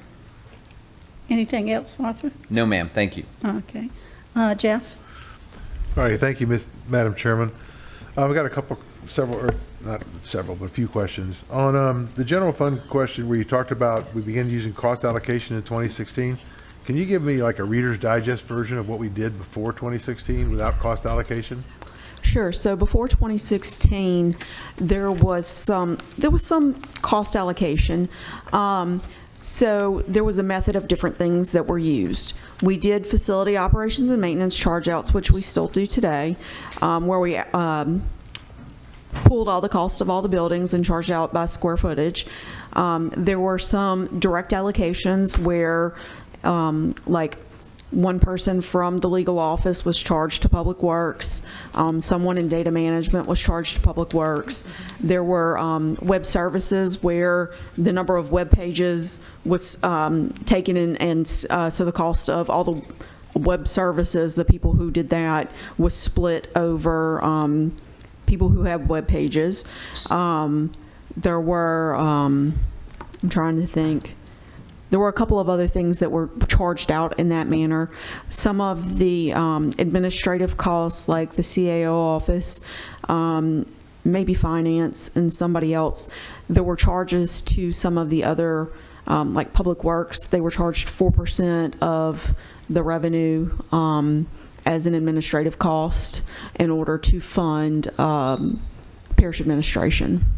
Okay, so just basically they were doing some similar kind of things, but less complex and more like an overhead rate as opposed to Yes. just really Yes, true it- cost allocation, Yes. which is going to give you a better representation of the cost. Yes. Okay, all right, thank you. On the internal service funds, fund number 678, in terms of looking at the available the fund balance, it looks like that the budgeted revenues and budgetary expenditures are yielding a positive, at least at the period shown on this chart. Is there a requirement to maintain that $2.9 million? So there is, every year we engage an actuary who does a calculation for the post-employment benefits, and they calculate what we need to basically charge in order to determine how much to keep in fund balance and what the rates should be based on who's going to retire and what the future costs of health insurance and dental insurance are going to be. So this fund is used to cover the costs of that. So prior to 1998, and I'm not sure what the exact date is, maybe it was January the 1st, if employees were hired to that date, we cover a certain portion of their health and dental insurance before they retired. I'm sorry, if they're hired before that date, then when they retire, we cover a portion of their insurance. The majority of those people, we cover 75% of their insurance. So when they retire, then we have to pay those premiums. So the actuary does a calculation based on that, and then we have to pay those premiums. So right now, the revenues and expenditures are about equal, but as time goes on and we have to pay a greater portion of those costs, things will swing. So the actuarial calculations are showing an expected relatively significant increase sometime downstream. Yes. And relative and significant are just Yes. just what I said. All right. So I understand that.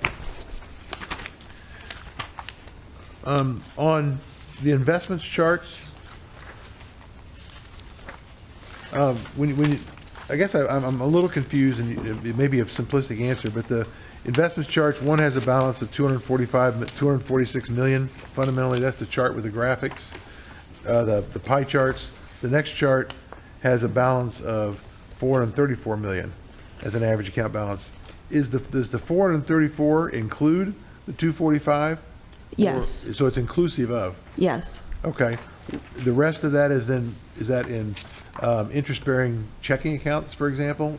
The difference between those two? It's in interest-bearing checking accounts, and it's also in reserve funds, like we have debt service reserve funds where we have to put the money to the side for future debt payments.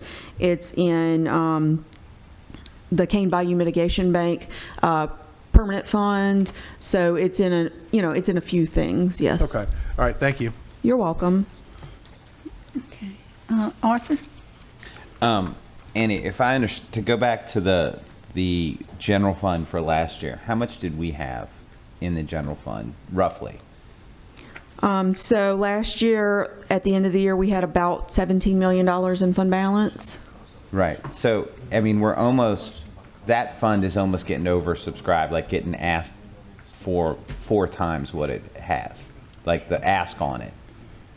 If you include us and the outside agencies. Yes. Right. And we started the cost allocation program in 2016, is that correct? Yes. And then we lost the Justice Center tax in 2018 as well, or was it 19 when we stopped collecting? It was March 31st, 2018. So after that point, we didn't have any other source of revenue to kind of deal with that ask that's on it. Yes. All right, perfect. Thank you. Okay. I have a couple questions, Annie. The American Rescue Plan, those grants, is there a deadline on that? Yes, we have to fully expend all those funds by December 31st, 2026. Okay. And what is the status on the inventory tax? I know the legislature kept saying they're going to throw it to the parishes. They wouldn't. Every parish would have to vote on it. What is the status? I've lost track. Are we still responsible? Because that's a big, and let me ask this, what does the inventory tax bring in? Do you know roughly? I'll have to find it. Well, you I can knew it look at one that. point, but Okay. I'll find out. But what is the latest? Are they throwing it to the parishes? I don't know what they've decided at this point in time. Okay. To the legislature? Okay, Joe said it was coming up to a vote for the legislature. I think that's important because if I remember, we rely heavily on the inventory tax for general fund. So if you'll just get that number whenever. Yeah, I'm pretty sure they were going to allow us the one, it's either keep it the same or you get the one-time election, and we definitely don't want the one-time election. I just don't remember all the information on it. Right, okay, thank you. Put that on the follow-up. Okay, thank you. Jerry? Thank you, Madam Chair. This is for Miss Gina. Gina, with our representative that works in Baton Rouge on our behalf during the legislative sessions and so forth, have we approached the legislature and/or the governor about our problem with providing revenue for the 22nd Judicial District Court, including the judges and the DA and whatever we need with the jail, but specifically for the judges and the district attorney? Has that subject been approached with them? Because as I recall from, and Ms. Sherrill might be able to add something to this, as I recall in the 1980s, the amount of revenue sharing that the state of Louisiana was giving to the parishes decreased dramatically. That's my recollection. I mean, we were receiving millions of dollars, okay? I believe the courts are state courts. We also have agencies that are state-directed agencies. I believe the coroner's office is a state agency. The DA, I believe, is state. So I'll stop there. Have we approached them about taking over a large percentage of these costs? So we haven't approached them recently. A couple of years ago, and I don't know if you were in the meeting, but a few years back, President Cooper had arranged for a meeting in his office. Cheryl, you may have been there.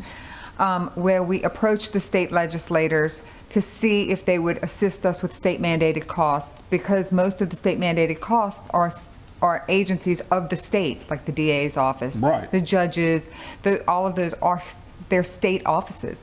So we had approached them. The legislators at that time said absolutely not. They would not even entertain that. They wouldn't even discuss it. It was a very brief meeting, if I remember correctly, because they showed no interest in assisting us at all with this. It was something else also brought up with some of the, I can't remember if it was the Police Jury Association or if it was the Parish Presidents Association, had discussed getting together, because this isn't a problem that's unique to St. Tammany. We are in the most dire position right now, but there are several other parishes that are in the exact same position that we are. They just have a little bit more funding available in comparison. So it is a problem that's statewide. So it is something that, we can definitely approach again. It just, I guess I'm slightly less than optimistic because it wasn't well received the last time we brought it up.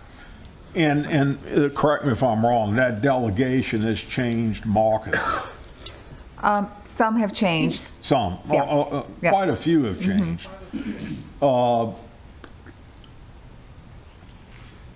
That's kind of outrageous to me that they wouldn't even consider it.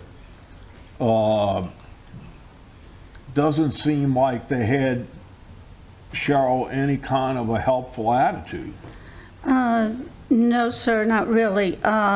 We did ask the Police Jury Association, could they give us the state figure, collective parishes, over how much it would cost for the state to take over their cost, the state courts, the state DA, whatever.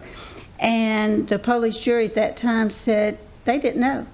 I don't think anybody knows. No one's done a survey. So every parish is different. And we don't really know the cost. We did in, I think it was 1991, get the state, they passed a legislation so that now the state cannot give to any parishes any mandated cost without a revenue source. We did get that, but we never could get the break there of what do you do about the other. So they cannot now pass anything to the parish without giving us a mechanism to get generate the revenue, but it did not address this. And it's a hard subject to address because I don't think anyone knows exactly how much it will cost statewide to take this operation over in all parishes. And I will tell you that President Cooper and Amy Ibizabal, who's our legislative liaison, do have continual meetings with the Parish Presidents Association and PJAL, and I think they also have one coming up soon, that it's something that they can address again there. So. Well, I'm not advocating this because it would be, another tax on all the people in the state. But the governor, unlike our parishes where we have to go to the people for a vote for a sales tax increase, the governor, as we know, with Governor John Bell Edwards, his first year, put an extra 1 cent sales tax on every parish in the state. So our legislative delegation isn't even for a half-cent sales tax statewide to fund these other parishes that are having trouble like us? At the time, if I remember correctly, a portion of a tax state tax was getting ready to roll back or roll off the books. And so that was our question that we presented to them. If you can keep that on the books and just remit it to the parishes to cover our state mandated costs, that's what we were asking for in that meeting. And they just said no. They did keep it, but the state... They kept it, but they didn't give it to us. Yes, I think it was 4% that was rolling off. Yes. And we asked for a part of that for the state to address this issue, and they were like, no, we're not going to address it. All right, But they thank you. did keep that tax. Okay. Mr. Laughlin. Thank Oh. Oh. Thanks. Thank you. Annie, right now, if we reduce it down to basics, we have two sources of revenue. We have the general fund and we have sales tax District 3, correct? Those are our two major sources that we're allowed to budget for correctly. The general fund is, so sales tax District 3 is the major source of funds that we have. Right. The general fund is not even 10% of Okay. the sources.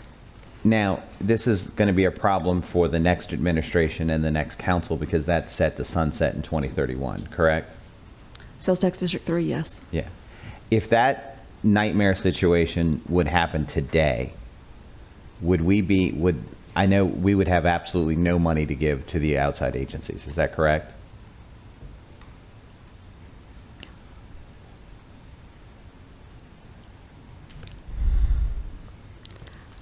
I don't even know how you would address it. Well, and the reason why, and I'm not trying to get us in trouble, and this doesn't apply to any of us who are currently in position, but from what I've gathered since I've been on the council now for 2.5 years, is that this parish has a history, and forgive me for anybody who's been on this council from the before time, we have a history of spending money we shouldn't be spending because we have it. And at that time, we're irresponsible with our own millages, and we don't allow those to roll back to the full amount and have put us into this situation. So I really think that we should go forward with this sense of we cannot rely on sales tax District 3 to renew. We need to prepare for the eventuality that it might not, because we've tried, us and the councils before us and the administration before us have tried to get this renewed, and it hasn't, and have tried to make changes to it, tried to get other taxes passed. And I think the appetite for the people of St. Tammany is their attitude is no, no, no.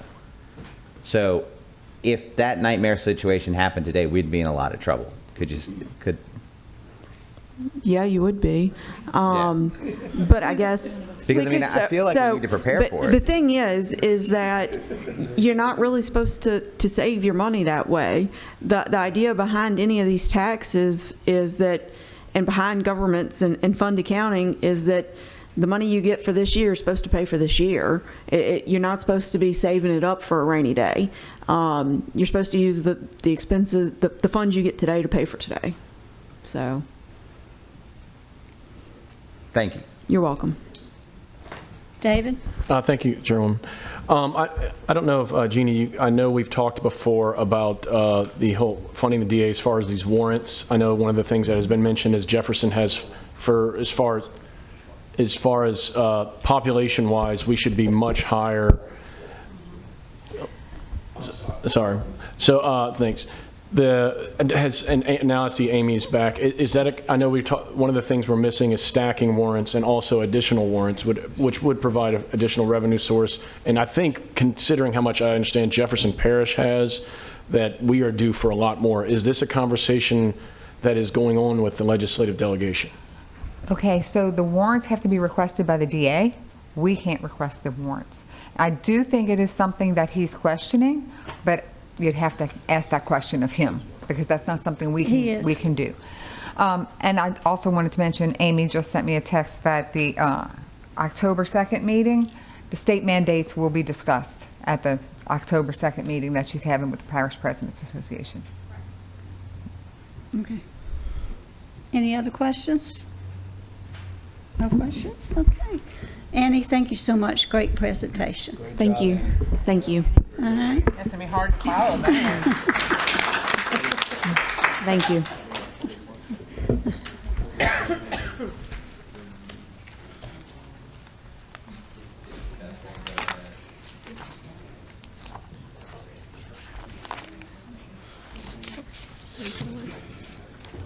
Okay. Sean, you want to give some opening statements or slides? No, you really don't want to? I already gave Mary my computer, so Okay. Ashley? mine's a lot shorter than Annie's. I don't have any jokes in my slides. Oh. Be nice, because her presentation was amazing, and mine is very, basic. To the point. John's going to let us get out of here early, though. But everyone will get out early, depending on, how many questions you ask.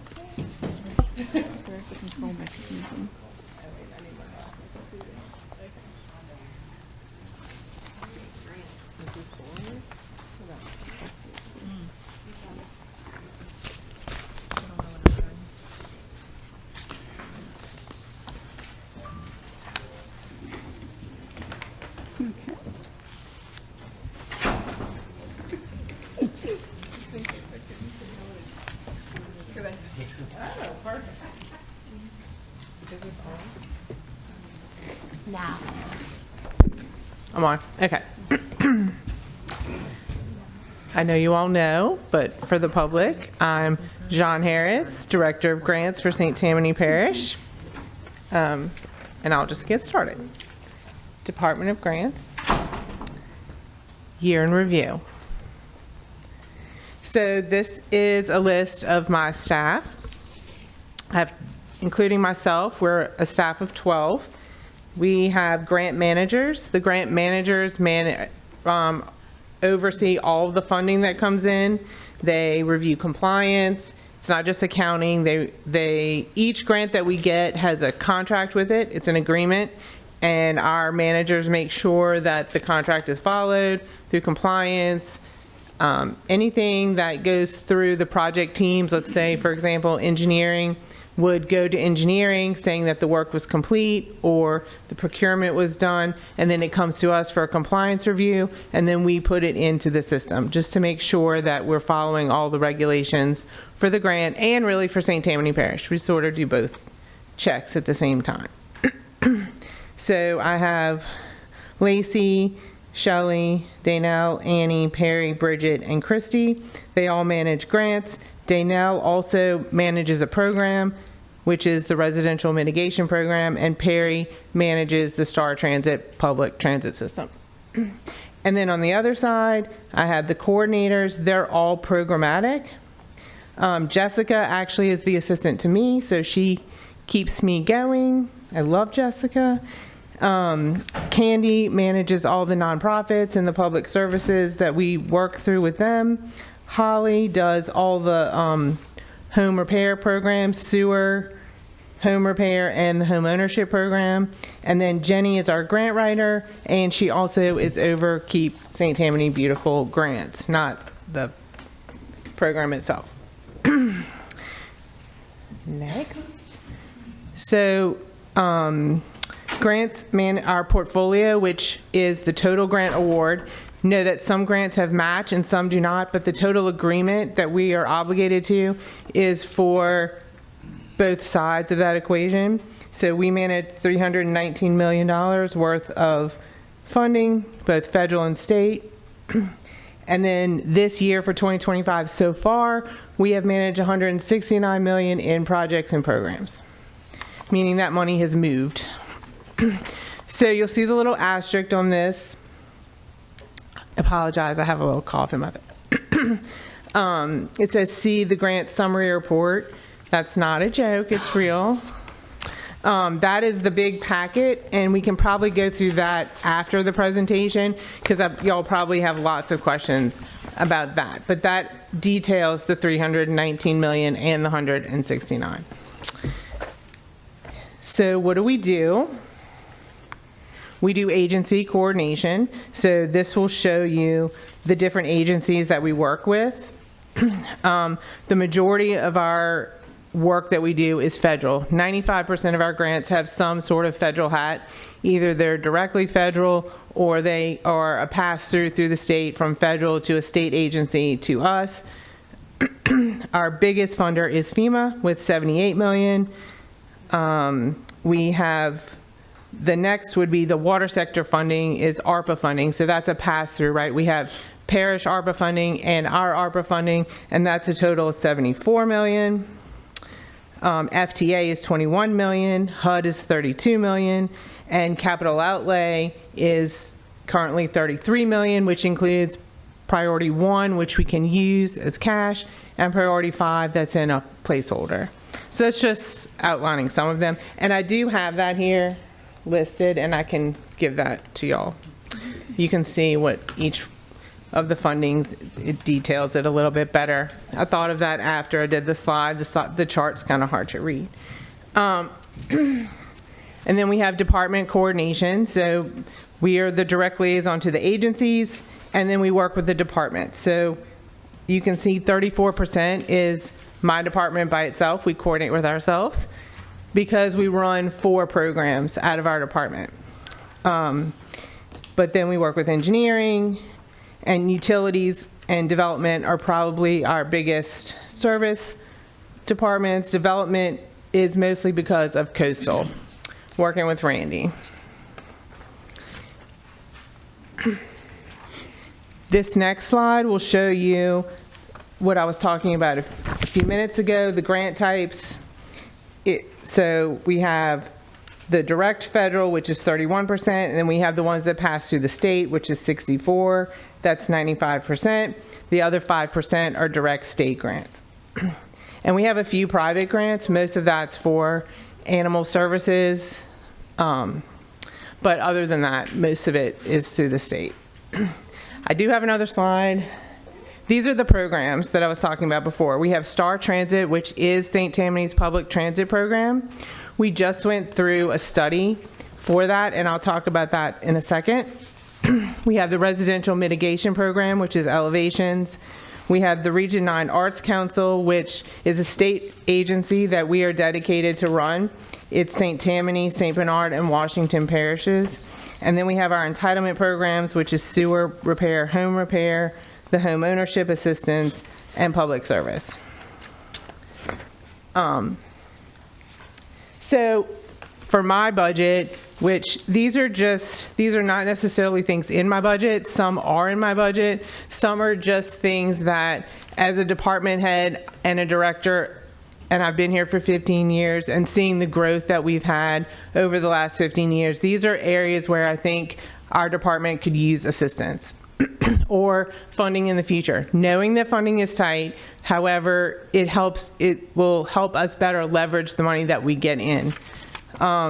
Professional services, this is part of my request.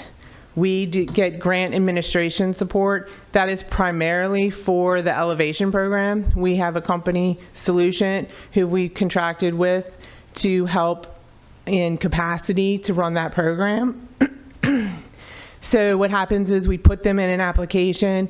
They operate, they do the applications. Once we get the application awarded, that pre-award gets funded, and we replenish the professional services fund with that. There is some match. If the grant is 75-25, the professional services line item would have to fund that 25%, but for the most part, it's fully funded.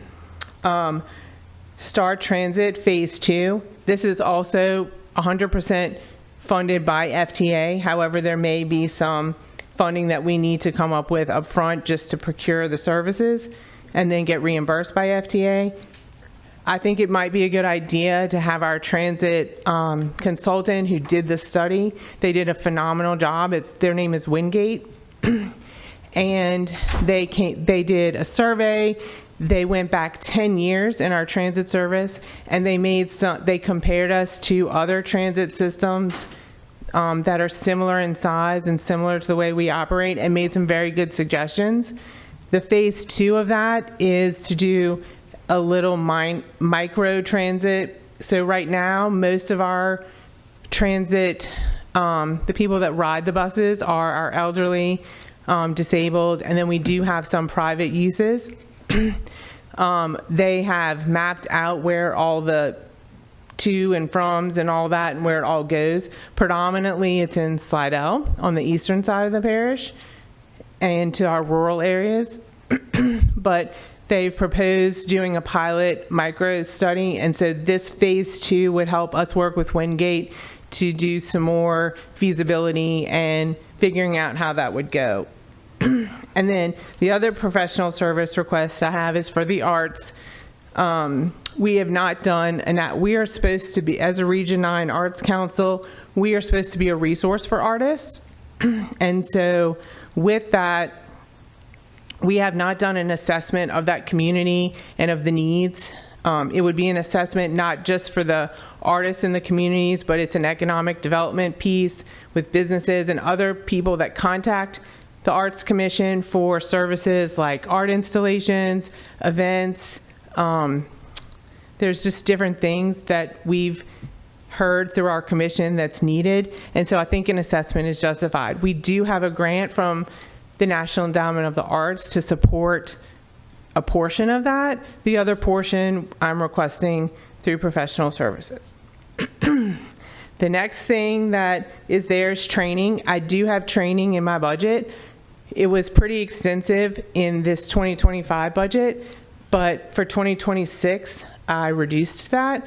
But I do feel like my grant managers, because we have so much federal funding and the state of where the federal funding is at the moment, there's a lot of change. And I think it's really beneficial for them to meet with other people in there. I've attended a few conferences in the last year, and it's very beneficial to hear what other jurisdictions are doing and how they're managing their funding and how they're applying for the funding. So there's just a lot that they can learn by going to these conferences. They used to be free.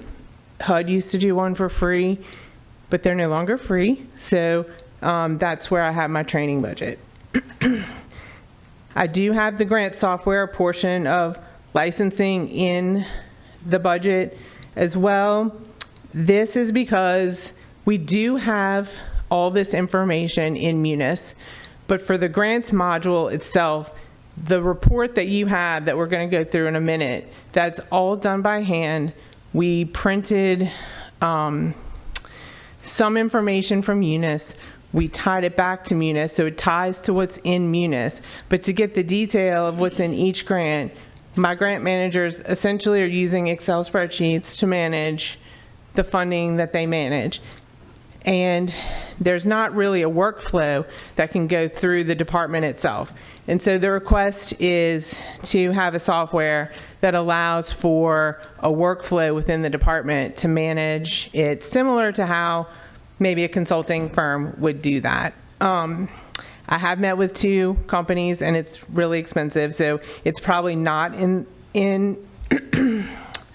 the budget for this year to actually do something that's, would be most benefit to what we need, but I just wanted it out there so you all understood. I wish that I had done a spreadsheet of the steps we had to take to produce this report so you could understand it's not by a push of a button that I can produce the detail that's in that report. But we're working on it. And then this is also not in the budget, but it's just something to consider. The Regional Arts Council used to have an operating budget that I'm not sure exactly what the source is. I'd have to refer back to Annie for that. But the arts used to have a source where we had public art in public places. We used to, we purchased a lot of the artwork that's in the Justice Center, that's in here. We don't have that anymore. And so the National Endowment of the Arts will cease to exist after October 1st of this year. So there will be little funding coming from NEA, which will then trickle down to the state. The state has obligated their funding for this next year, but we don't know what's going to happen after that. So that for our parish, and it's really all parishes, it's not just us. There are 9 regional arts councils across the state. So I know, like Orleans Parish, they've had to cancel several events already based on the lack of funding that's coming in. So those are just things that are in my head for forecasts of need. And then now we can go to unless you have questions about that, we can go to the spreadsheet. Let me take some questions, okay? Sure. Okay.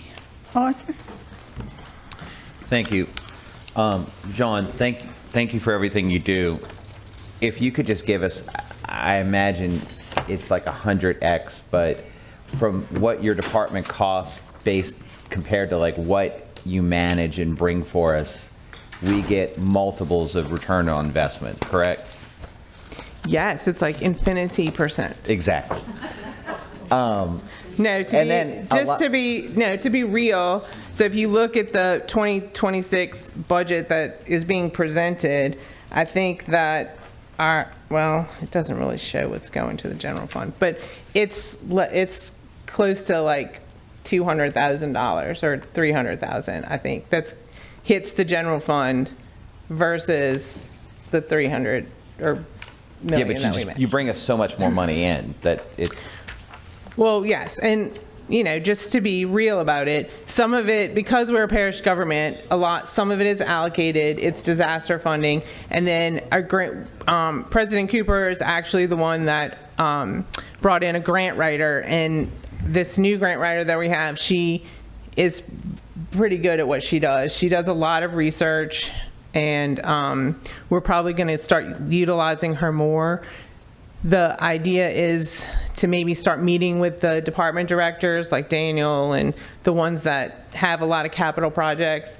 We used to go to their meetings when we first started as a department. I think we'll start doing that again, so the managers can actually hear what's on their plate and then bring it back to Jenny to do research. And if I could just this forecast areas of need, let's just call it a wish list, is it in the new budget so we can give you this? There are portions of it in the budget, yes. Okay. I mean, I streamlined it. The software, the 2 that I met with so far is close to like $200,000 a year. So Right, that's but if not we in the can- budget. But if we can give you the software, you're going to be that many more times efficient, right?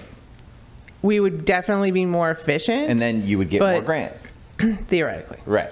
I mean, I appreciate, So yes. I think you should put it in the budget for us to consider. Thank you. Okay.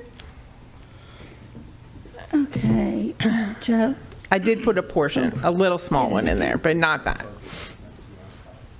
Could you explain a little bit more detail on the transportation program? Is it an expansion of what's existing? Is it different than what we have Yes, now? it will be an expansion of what's existing. So let me see if I can pull out the. I printed a portion. Is this it? This is it. Okay. So It's called a micro transit pilot study, and essentially it's smaller buses that would operate so I will say this, Coast is our operator for transit. They do an amazing job. There were several different recommendations by the consultant. One was like a software change. They're already doing that. That's not something we have to fund. Coast is doing that. They're also trying to reduce the impacts of cancellations and no-shows. If anyone knows or has tried to use our transit system, you have to do it, book a week in advance. So they're trying to reduce that in half, and they gave them some pointers on how to do that. So Coast is already implementing a lot of the things that we've asked or that came up in the study.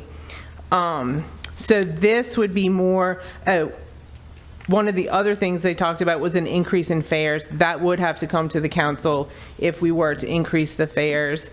Our fares are some of the lowest. I think we're at 38 cents per UPT fare revenue, versus like Orleans Parish is 195. They're a little bit bigger. I mean, that's RTA, but like Point Capee Parish, I don't know if you're familiar with them, they're 925.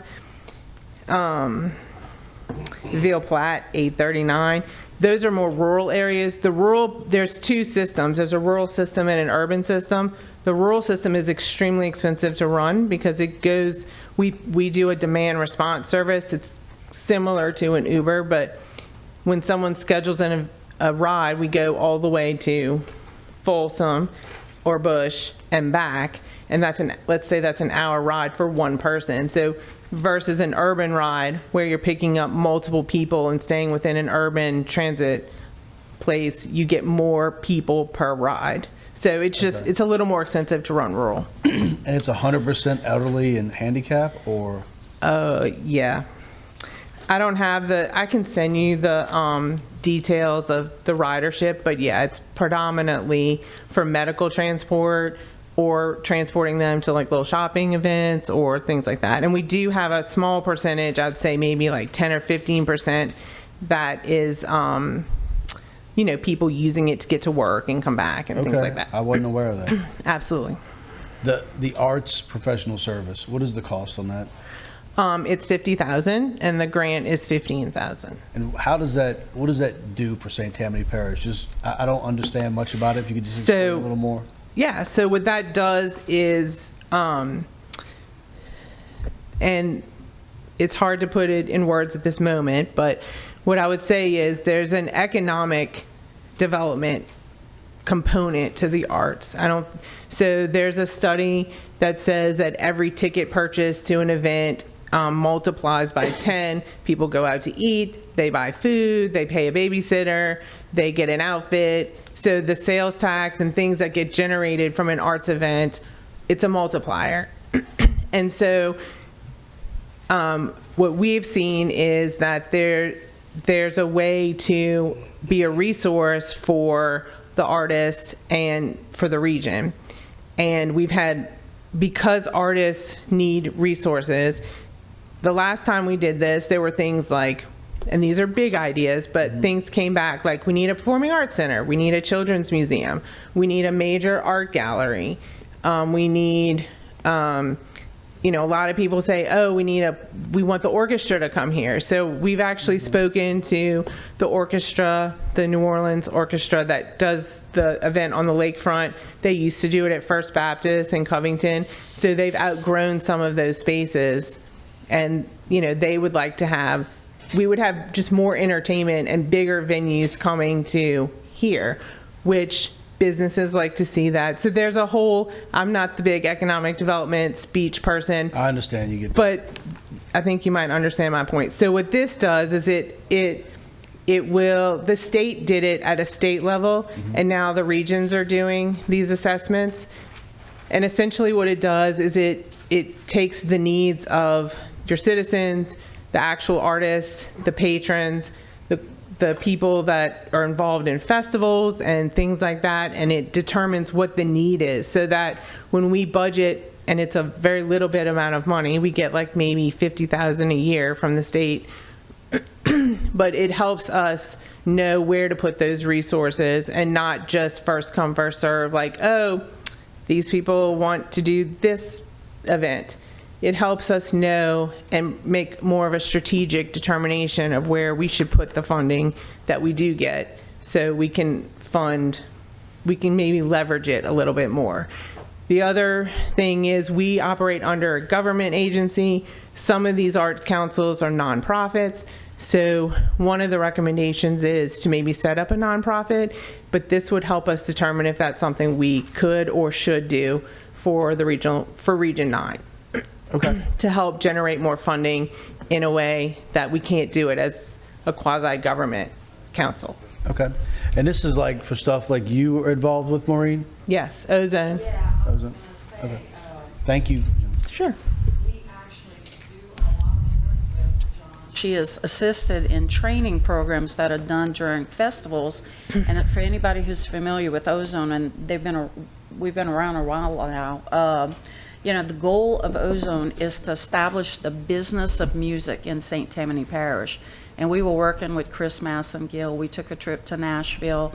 Dr. Wainwright came with us to the University of Southern Alabama to look at that. So that's some work ongoing. And the whole goal of that is to have that as a business model, imitating what's in Nashville coming down here.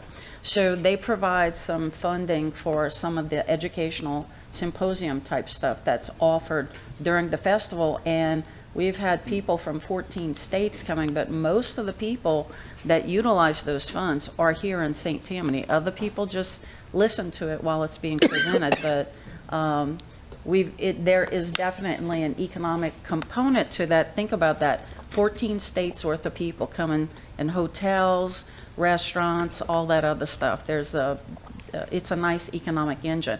And I'm also on the Three Rivers Art Festival board, and that one is just amazingly huge. So it's a huge economic burst to the community. That's really neat. Thank you. You're welcome. Jeff? Thank you. Thank you, Chairwoman. John, I just have a couple quick questions. On the capital outlay on the agency coordination chart, you referenced that it's split between Category 1 and Category 5. Do you know roughly what the split is in that 33 million? Currently, I should know that. I would say we have about, I think it's like 12 million in Priority 1, and the remainder is in Priority 5. I'll get you a real number on that, though. Okay, I'm just looking for like a rough order of magnitude. Thank you. And then a couple questions on your areas of need. Last year, if my memory serves correctly, you had requested funding for policies and procedures. I did. And we did. I don't think we did that. We did not. And so, what have we been able as a team to generate policies and procedures internally, or did that go off of your list of needs? It did not go off my list of needs, but I think it was recommended by you all that we do it internally. So, I mean, I'm working on the policies and procedures myself internally. I mean, I think I can.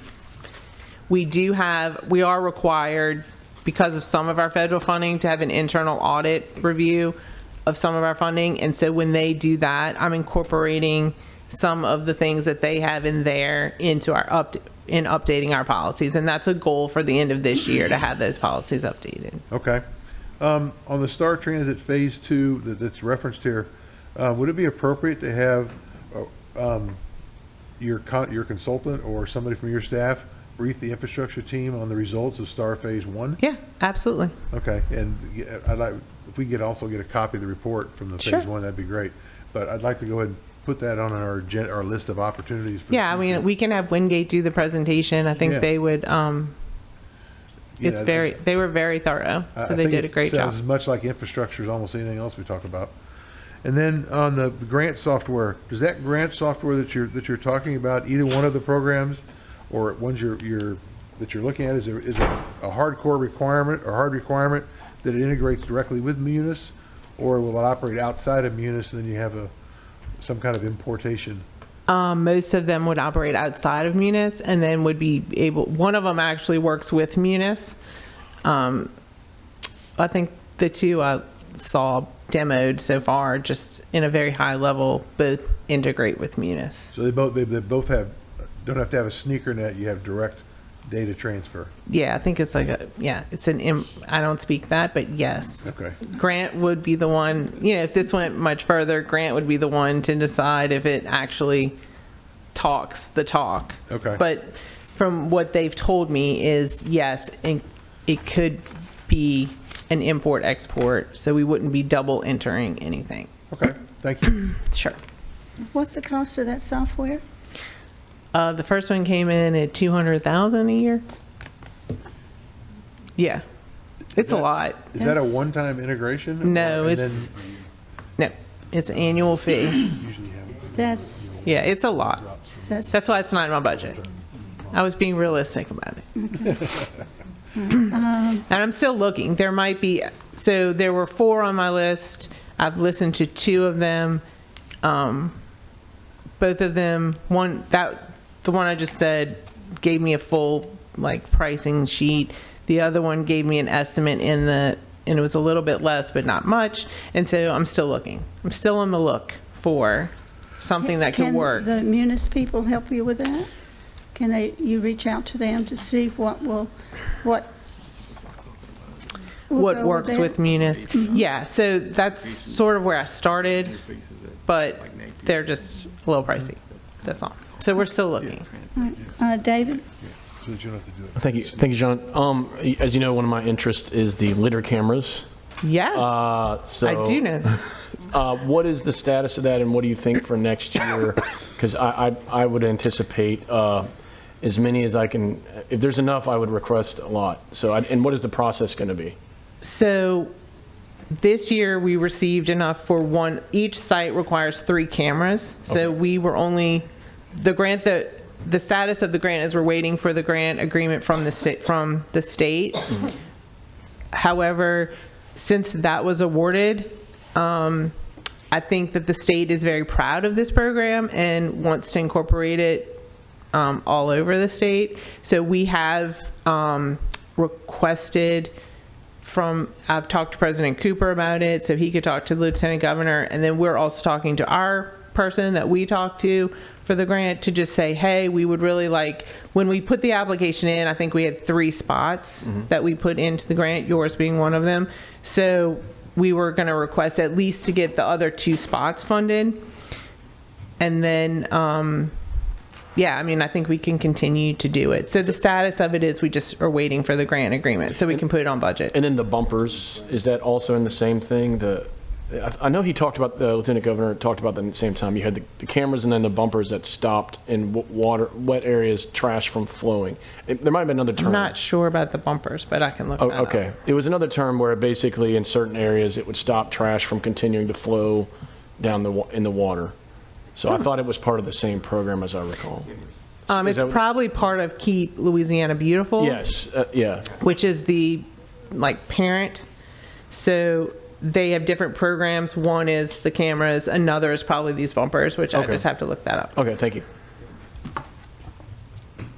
Okay, Pat? Jean, just to confirm, this is the initials of the grant manager right here? Yes. On the side. Okay, thank you. That's it. Okay. Terry? Thank you. John, I don't know if I missed it, but does your grants program provide any funding for Coast? Not directly. Okay. No. Coast is the operator for the transit system. They actually contribute some of their millage funding, which is they're authorized to do for transportation.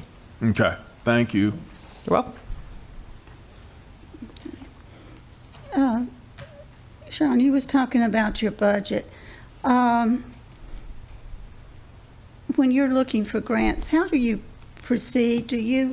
Is there one in mind, or do you just kind of go and see what's out there? And do you look at, if one says, okay, it's a 50-50 match, do you automatically take that to administration and say, I don't know about this, or check on the funding, if you can get the other funding necessary for it, or what? So the process is, for example, Ross just sent me, so it goes both ways. Jenny has different areas she knows that, like engineer, drainage, water and sewer, things that we're responsible for parish government, roads and safety, the basic things. Yeah, she's the grant writer. I'm sorry. So the grant writer has a list of hot topics, if you will, that she just hits, and she's logs into different sites and opportunities come to her, and she'll send it to me and she'll say, hey, is this something the parish can use? I then would send it to administration. We don't do any research or applying without Gina or administration's approval. So for example, Ross just sent me something for rural roads. It's a feasibility study opportunity through, it's a federal grant. And so I looked at it to see it's 100% funding. So that one doesn't require capital investment on our part, but I still get administrative approval before we apply because it is a contractual agreement. And so we wouldn't do that unless we had approval. So there is a form that they're supposed to fill out, but that's not always filled out. But we do require at least the email from administration saying it's okay to fund this. I'm looking at last year's budget, and roughly your budget, and this is based on what was adopted, I'm not sure where it goes now. 42% of your budget was, I would say, was paid by the grants, some funding in the grants. Would that be? Oh, you're talking about my department budget. Your department budget. And then it looks like 38% was cost allocated and 20% went to the general fund. Is that usually about what you? Yeah, I would say about 20% of my budget is in the general fund. So as far as, the biggest portion of my budget is my salaries. So the total salaries, whether it's a direct charge to a grant, reimbursable, or the balance to the general fund, is $700,000. That's my total salary budget. The direct charges is half of that. 54% of that is a direct charge to a grant. It's not reimbursable; they're automatically charged. There's $280,000, which represents 40%. That is reimbursable, which includes me, and then the balance to the general fund is 7%. So 7% of the salaries are not reimbursable, but the remaining, so we're mostly reimbursable by funding, which we do over time over the Is there year. any cost allocation in that? No. So when we do cost allocation, we back out what's charged to a federal or state grant, and then the balance of the 20% that you spoke of, that's the 7% of the salaries plus advertising. Well, I don't advertise anything, but training, the our pool car that we use, and other things that can't be charged to a grant, that gets cost allocated to the departments that we serve based on the chart where you saw where it was director, department coordination. That's sort of how it falls. Okay, so roughly these figures are right. About 42% is paid by the grants of your department budget. 38 is cost allocated, somewhere around that, and then 20% goes to general fund. I think so. I'm deferring to Annie because she really does the cost allocation part of it. Okay, has that grown over the years? Has it been less than that, or do you find it's growing every year? I don't think it's growing I keep my budget pretty minimal. I did increase my budget for training last year.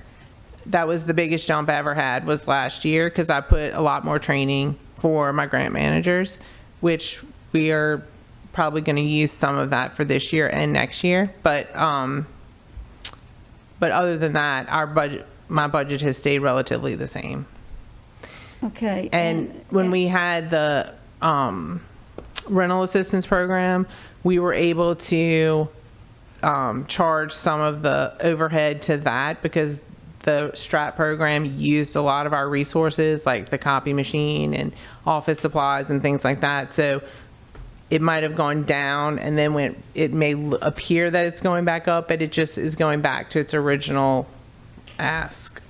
And most of these grants, you cannot get indirect costs from them? Correct.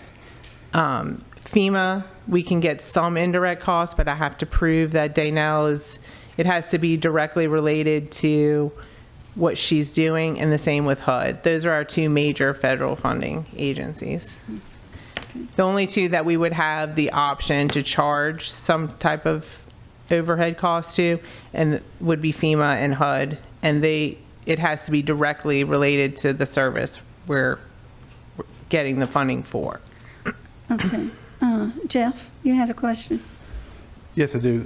John, on Avery Estates, which we've talked about a lot, which is in my district, but I would like to ask a couple questions. Sure. In looking at the numbers, you bought out 43 properties, about $4.6 million, but the application deadline is closed. Was that the closure date publicized? Yes, it was. All right. I didn't remember seeing it. We have 19 properties still in active applications. Is there any opportunity for an extension? Because if you just got to do a ratio, it means we're going to turn back about 200. We asked the state for an extension, and they told us no. So that's a state mandated Right. application cost. So Yeah. no, we asked them, and they've said no so far. We can ask them Is there again. anything that the I don't think we have enough demand for that. We would have to prove that the people of Avery Estates wanted to sell, and so far the only ones that we have that want to sell are the ones that are currently in the system. So if we had more demand, then we could maybe ask, like if we said, oh, we have 20 more people that have all of a sudden decided they want to apply. Sure. Then maybe the state would consider it. But I don't think that we have enough demand because of the way the state program is set up that we're going to have many more people that want to participate. Yeah, no, and I understand that Yeah. about the people in Avery Estates that did not submit.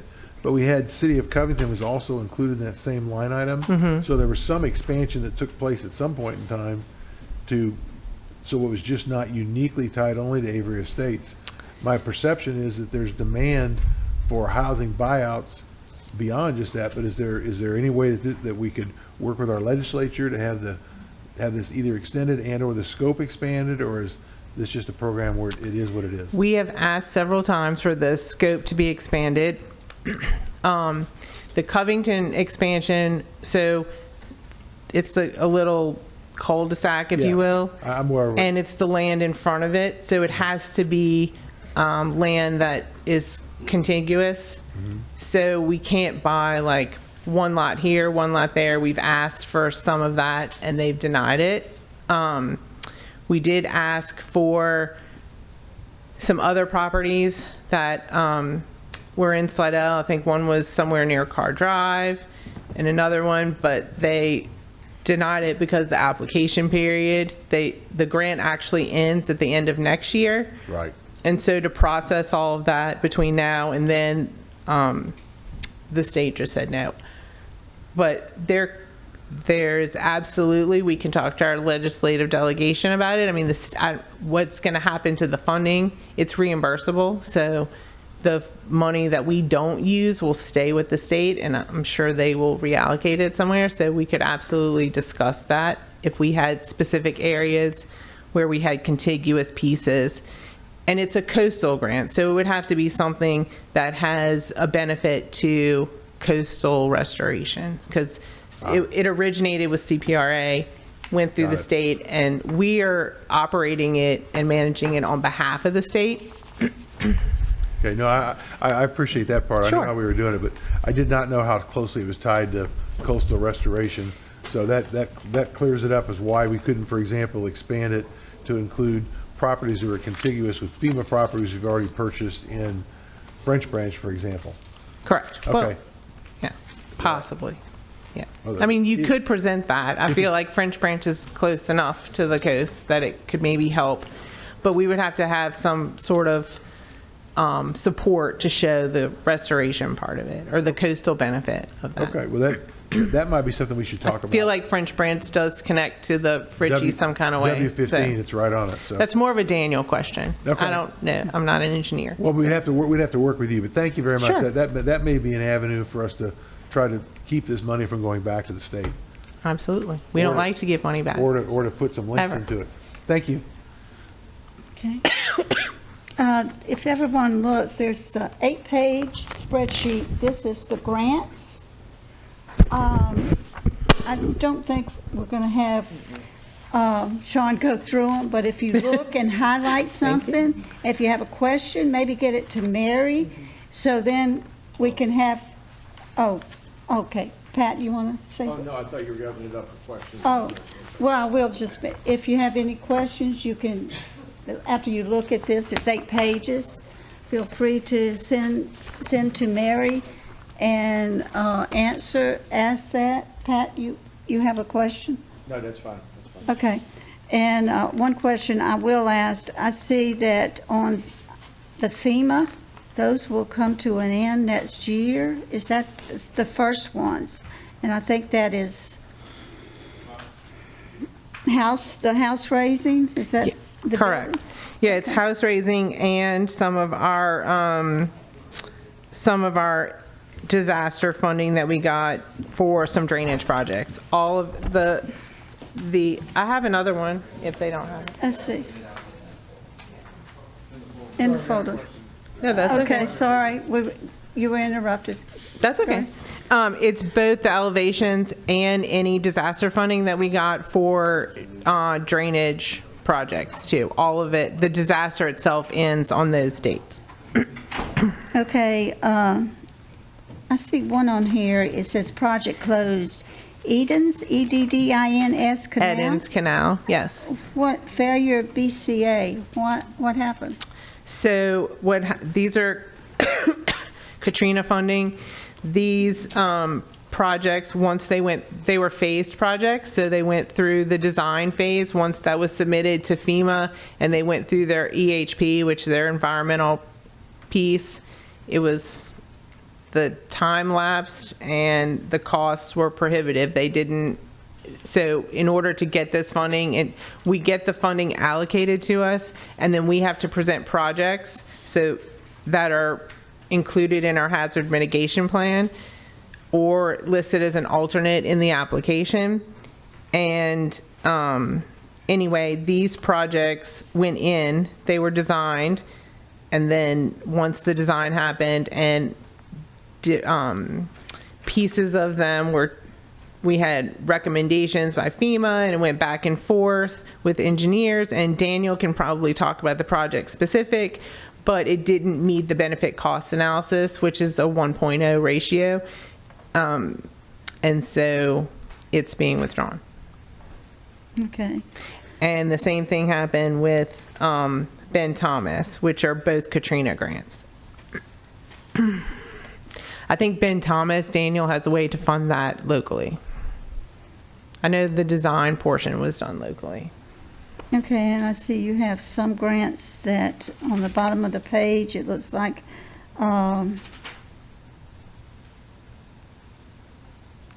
waterway debris removal. That was from Ida. And we have 3.6 million left in that? Yeah, so that's phase 2. So phase 1 just ended, I think, at the end of last year. And then this is phase 2, which the notice to proceed just went out to the debris removal company a few months ago. They had to do permitting. They had to get all the permits from, Holly can speak to that, but they had to get all the permits from the Corps and Wildlife and Fisheries to enter the waterways to remove the debris. So your people watches these grants as to when they expire and how much has been Absolutely. work done on those? One last question from me. You have wetland plan. You have it in 2 different places on Yes. GoSIP. Go Mesa. Go Mesa. Why in 2 different places? So there's several so the GOMESA funding comes in every year, and so it's listed as based on the year, and so it's okay. funded in multiple iterations of the year. It's one project, so this is the grant number and the projects that go with it. So if you do the project, you'll see it's the mini to mini. So there's several grants to one project. So you might see them on here in different orders. So you can run a project report and see the funding sources. It'll have multiple funding sources with it. Okay, Jeff?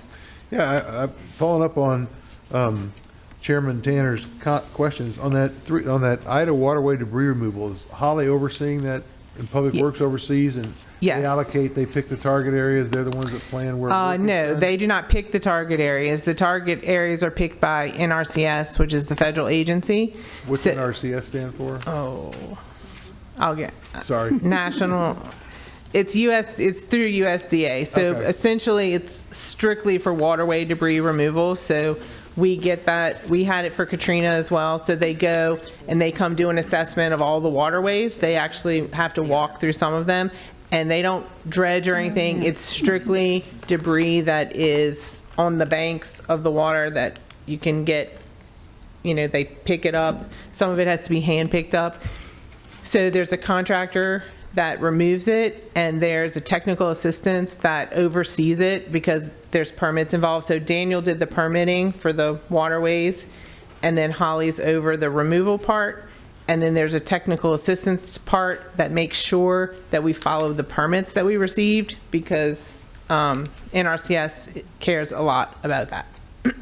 Would that plan be something else that the infrastructure team might be useful to take a look at? Just to It's sort of in its denouement, we're in the last phase of it. So it's part of Public Works emergency contracts. So it's the debris that they would normally do through a hurricane debris. They have a section, the debris contractor also does the waterway debris piece. So, that might be something that Jay could present as part of his debris removal or emergency contracts. Okay, I guess my only question, I don't know the French word that you used on me. There's 3.6. It's in its end. Yeah, but there's 3.6 million in the end. So how that's going to be utilized? It's going to be used fairly quickly. It's okay. about 5 waterways, and the USDA says how much goes to each waterway. It's a very specific Got it. Thank you. process. Sure. Okay, I have one question. Oak Alley, Herwin Bluff, Oak Alley, and Old River Road, $705,000, and its final deadline is 10/17. It's on the first page, about halfway down. It says project and design, FEMA funding for construction only. Are we going to make that deadline? We would hope so. Yes, I feel like we are. I asked Daniel about that, and he says we are. I think they're in the contracting process now. I think they've finished the design, and they're in the contracting process now. So that's something we can ask Daniel. Okay. This is this is from the 2016 floods, and I think that my understanding from FEMA and GOSEP is that's one of the ones that might be allowed an extension. Some of them are not allowed an extension, but that's one that possibly is. We had a meeting with GOSEP several months ago, but we're on schedule based on this deadline, Well, I'd hate from the project team. for us to spend all of this on design and then not get the project. I understand. Okay. That's really a question for Daniel, because it's Okay. his project team that's, overseeing the design and the construction of it. Okay. Pat? John, on page 3, you got Sharp Road construction sidewalk. It says grants fully expended. And they're only working on phase 2, which is the actual remilling in the road now, but sidewalks is phase 3. So there's more money to come later for the sidewalks? So not from my funding. I Okay. think there's funding from other sources. So this was strictly my portion of the funding. Okay, and then you have several from the LADOTD in the FAA concerning the airport. Are you able to talk to those, or is that something I'd have to speak to somebody It from depends on your utilities? question. Well, I was going to get into the details of it, of what they're using the Of money what they're for. using the money for? Yeah. I would talk to Daniel about that. All right, thank you. That is also very restricted. So FAA and FTA, we have to give them a transportation improvement plan, and there's an airport version of that, and it's very prescribed. They sort of tell you tell them what your goals are with transit and with the airport, and then they outline a plan, and they schedule out the funding that we get for that. So it's not something we can ask for $1 million to do a big airport expansion, and then they say, okay. That's why I was asking Yeah. you if you could talk to the specifics. Yeah, but Daniel can talk about the plan. Thank you. Okay. Any other questions? And like I say, if you have any more, if you'll send to Mary, then she'll get with Sean and get those answers. Do I have a motion to adjourn? Thank you all very much. Thank you, Sean. You're welcome. Good list. How often can we expect this? Well, so this was the new version of it. I think the version from last year was more difficult to read. I feel like this is a better version of it. And I'm going to try to do it monthly if we can and update it, or maybe quarterly. Maybe we'll start. Thanks, Mary. Yeah, we'll start with quarterly. Tiny steps quarterly, I think we'll. Every 6 months. Oh, don't push it. Don't push it. Yeah, we'll do our best. All the hard work was done putting it together, so now it's just them up. There's not a lot of movement monthly on some of the bigger stuff, so it's probably quarterly is fine. We can.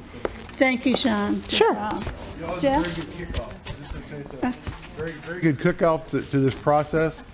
Mary, thanks for the planning that you and the staff did to bring to bear, and then coordination with the administration.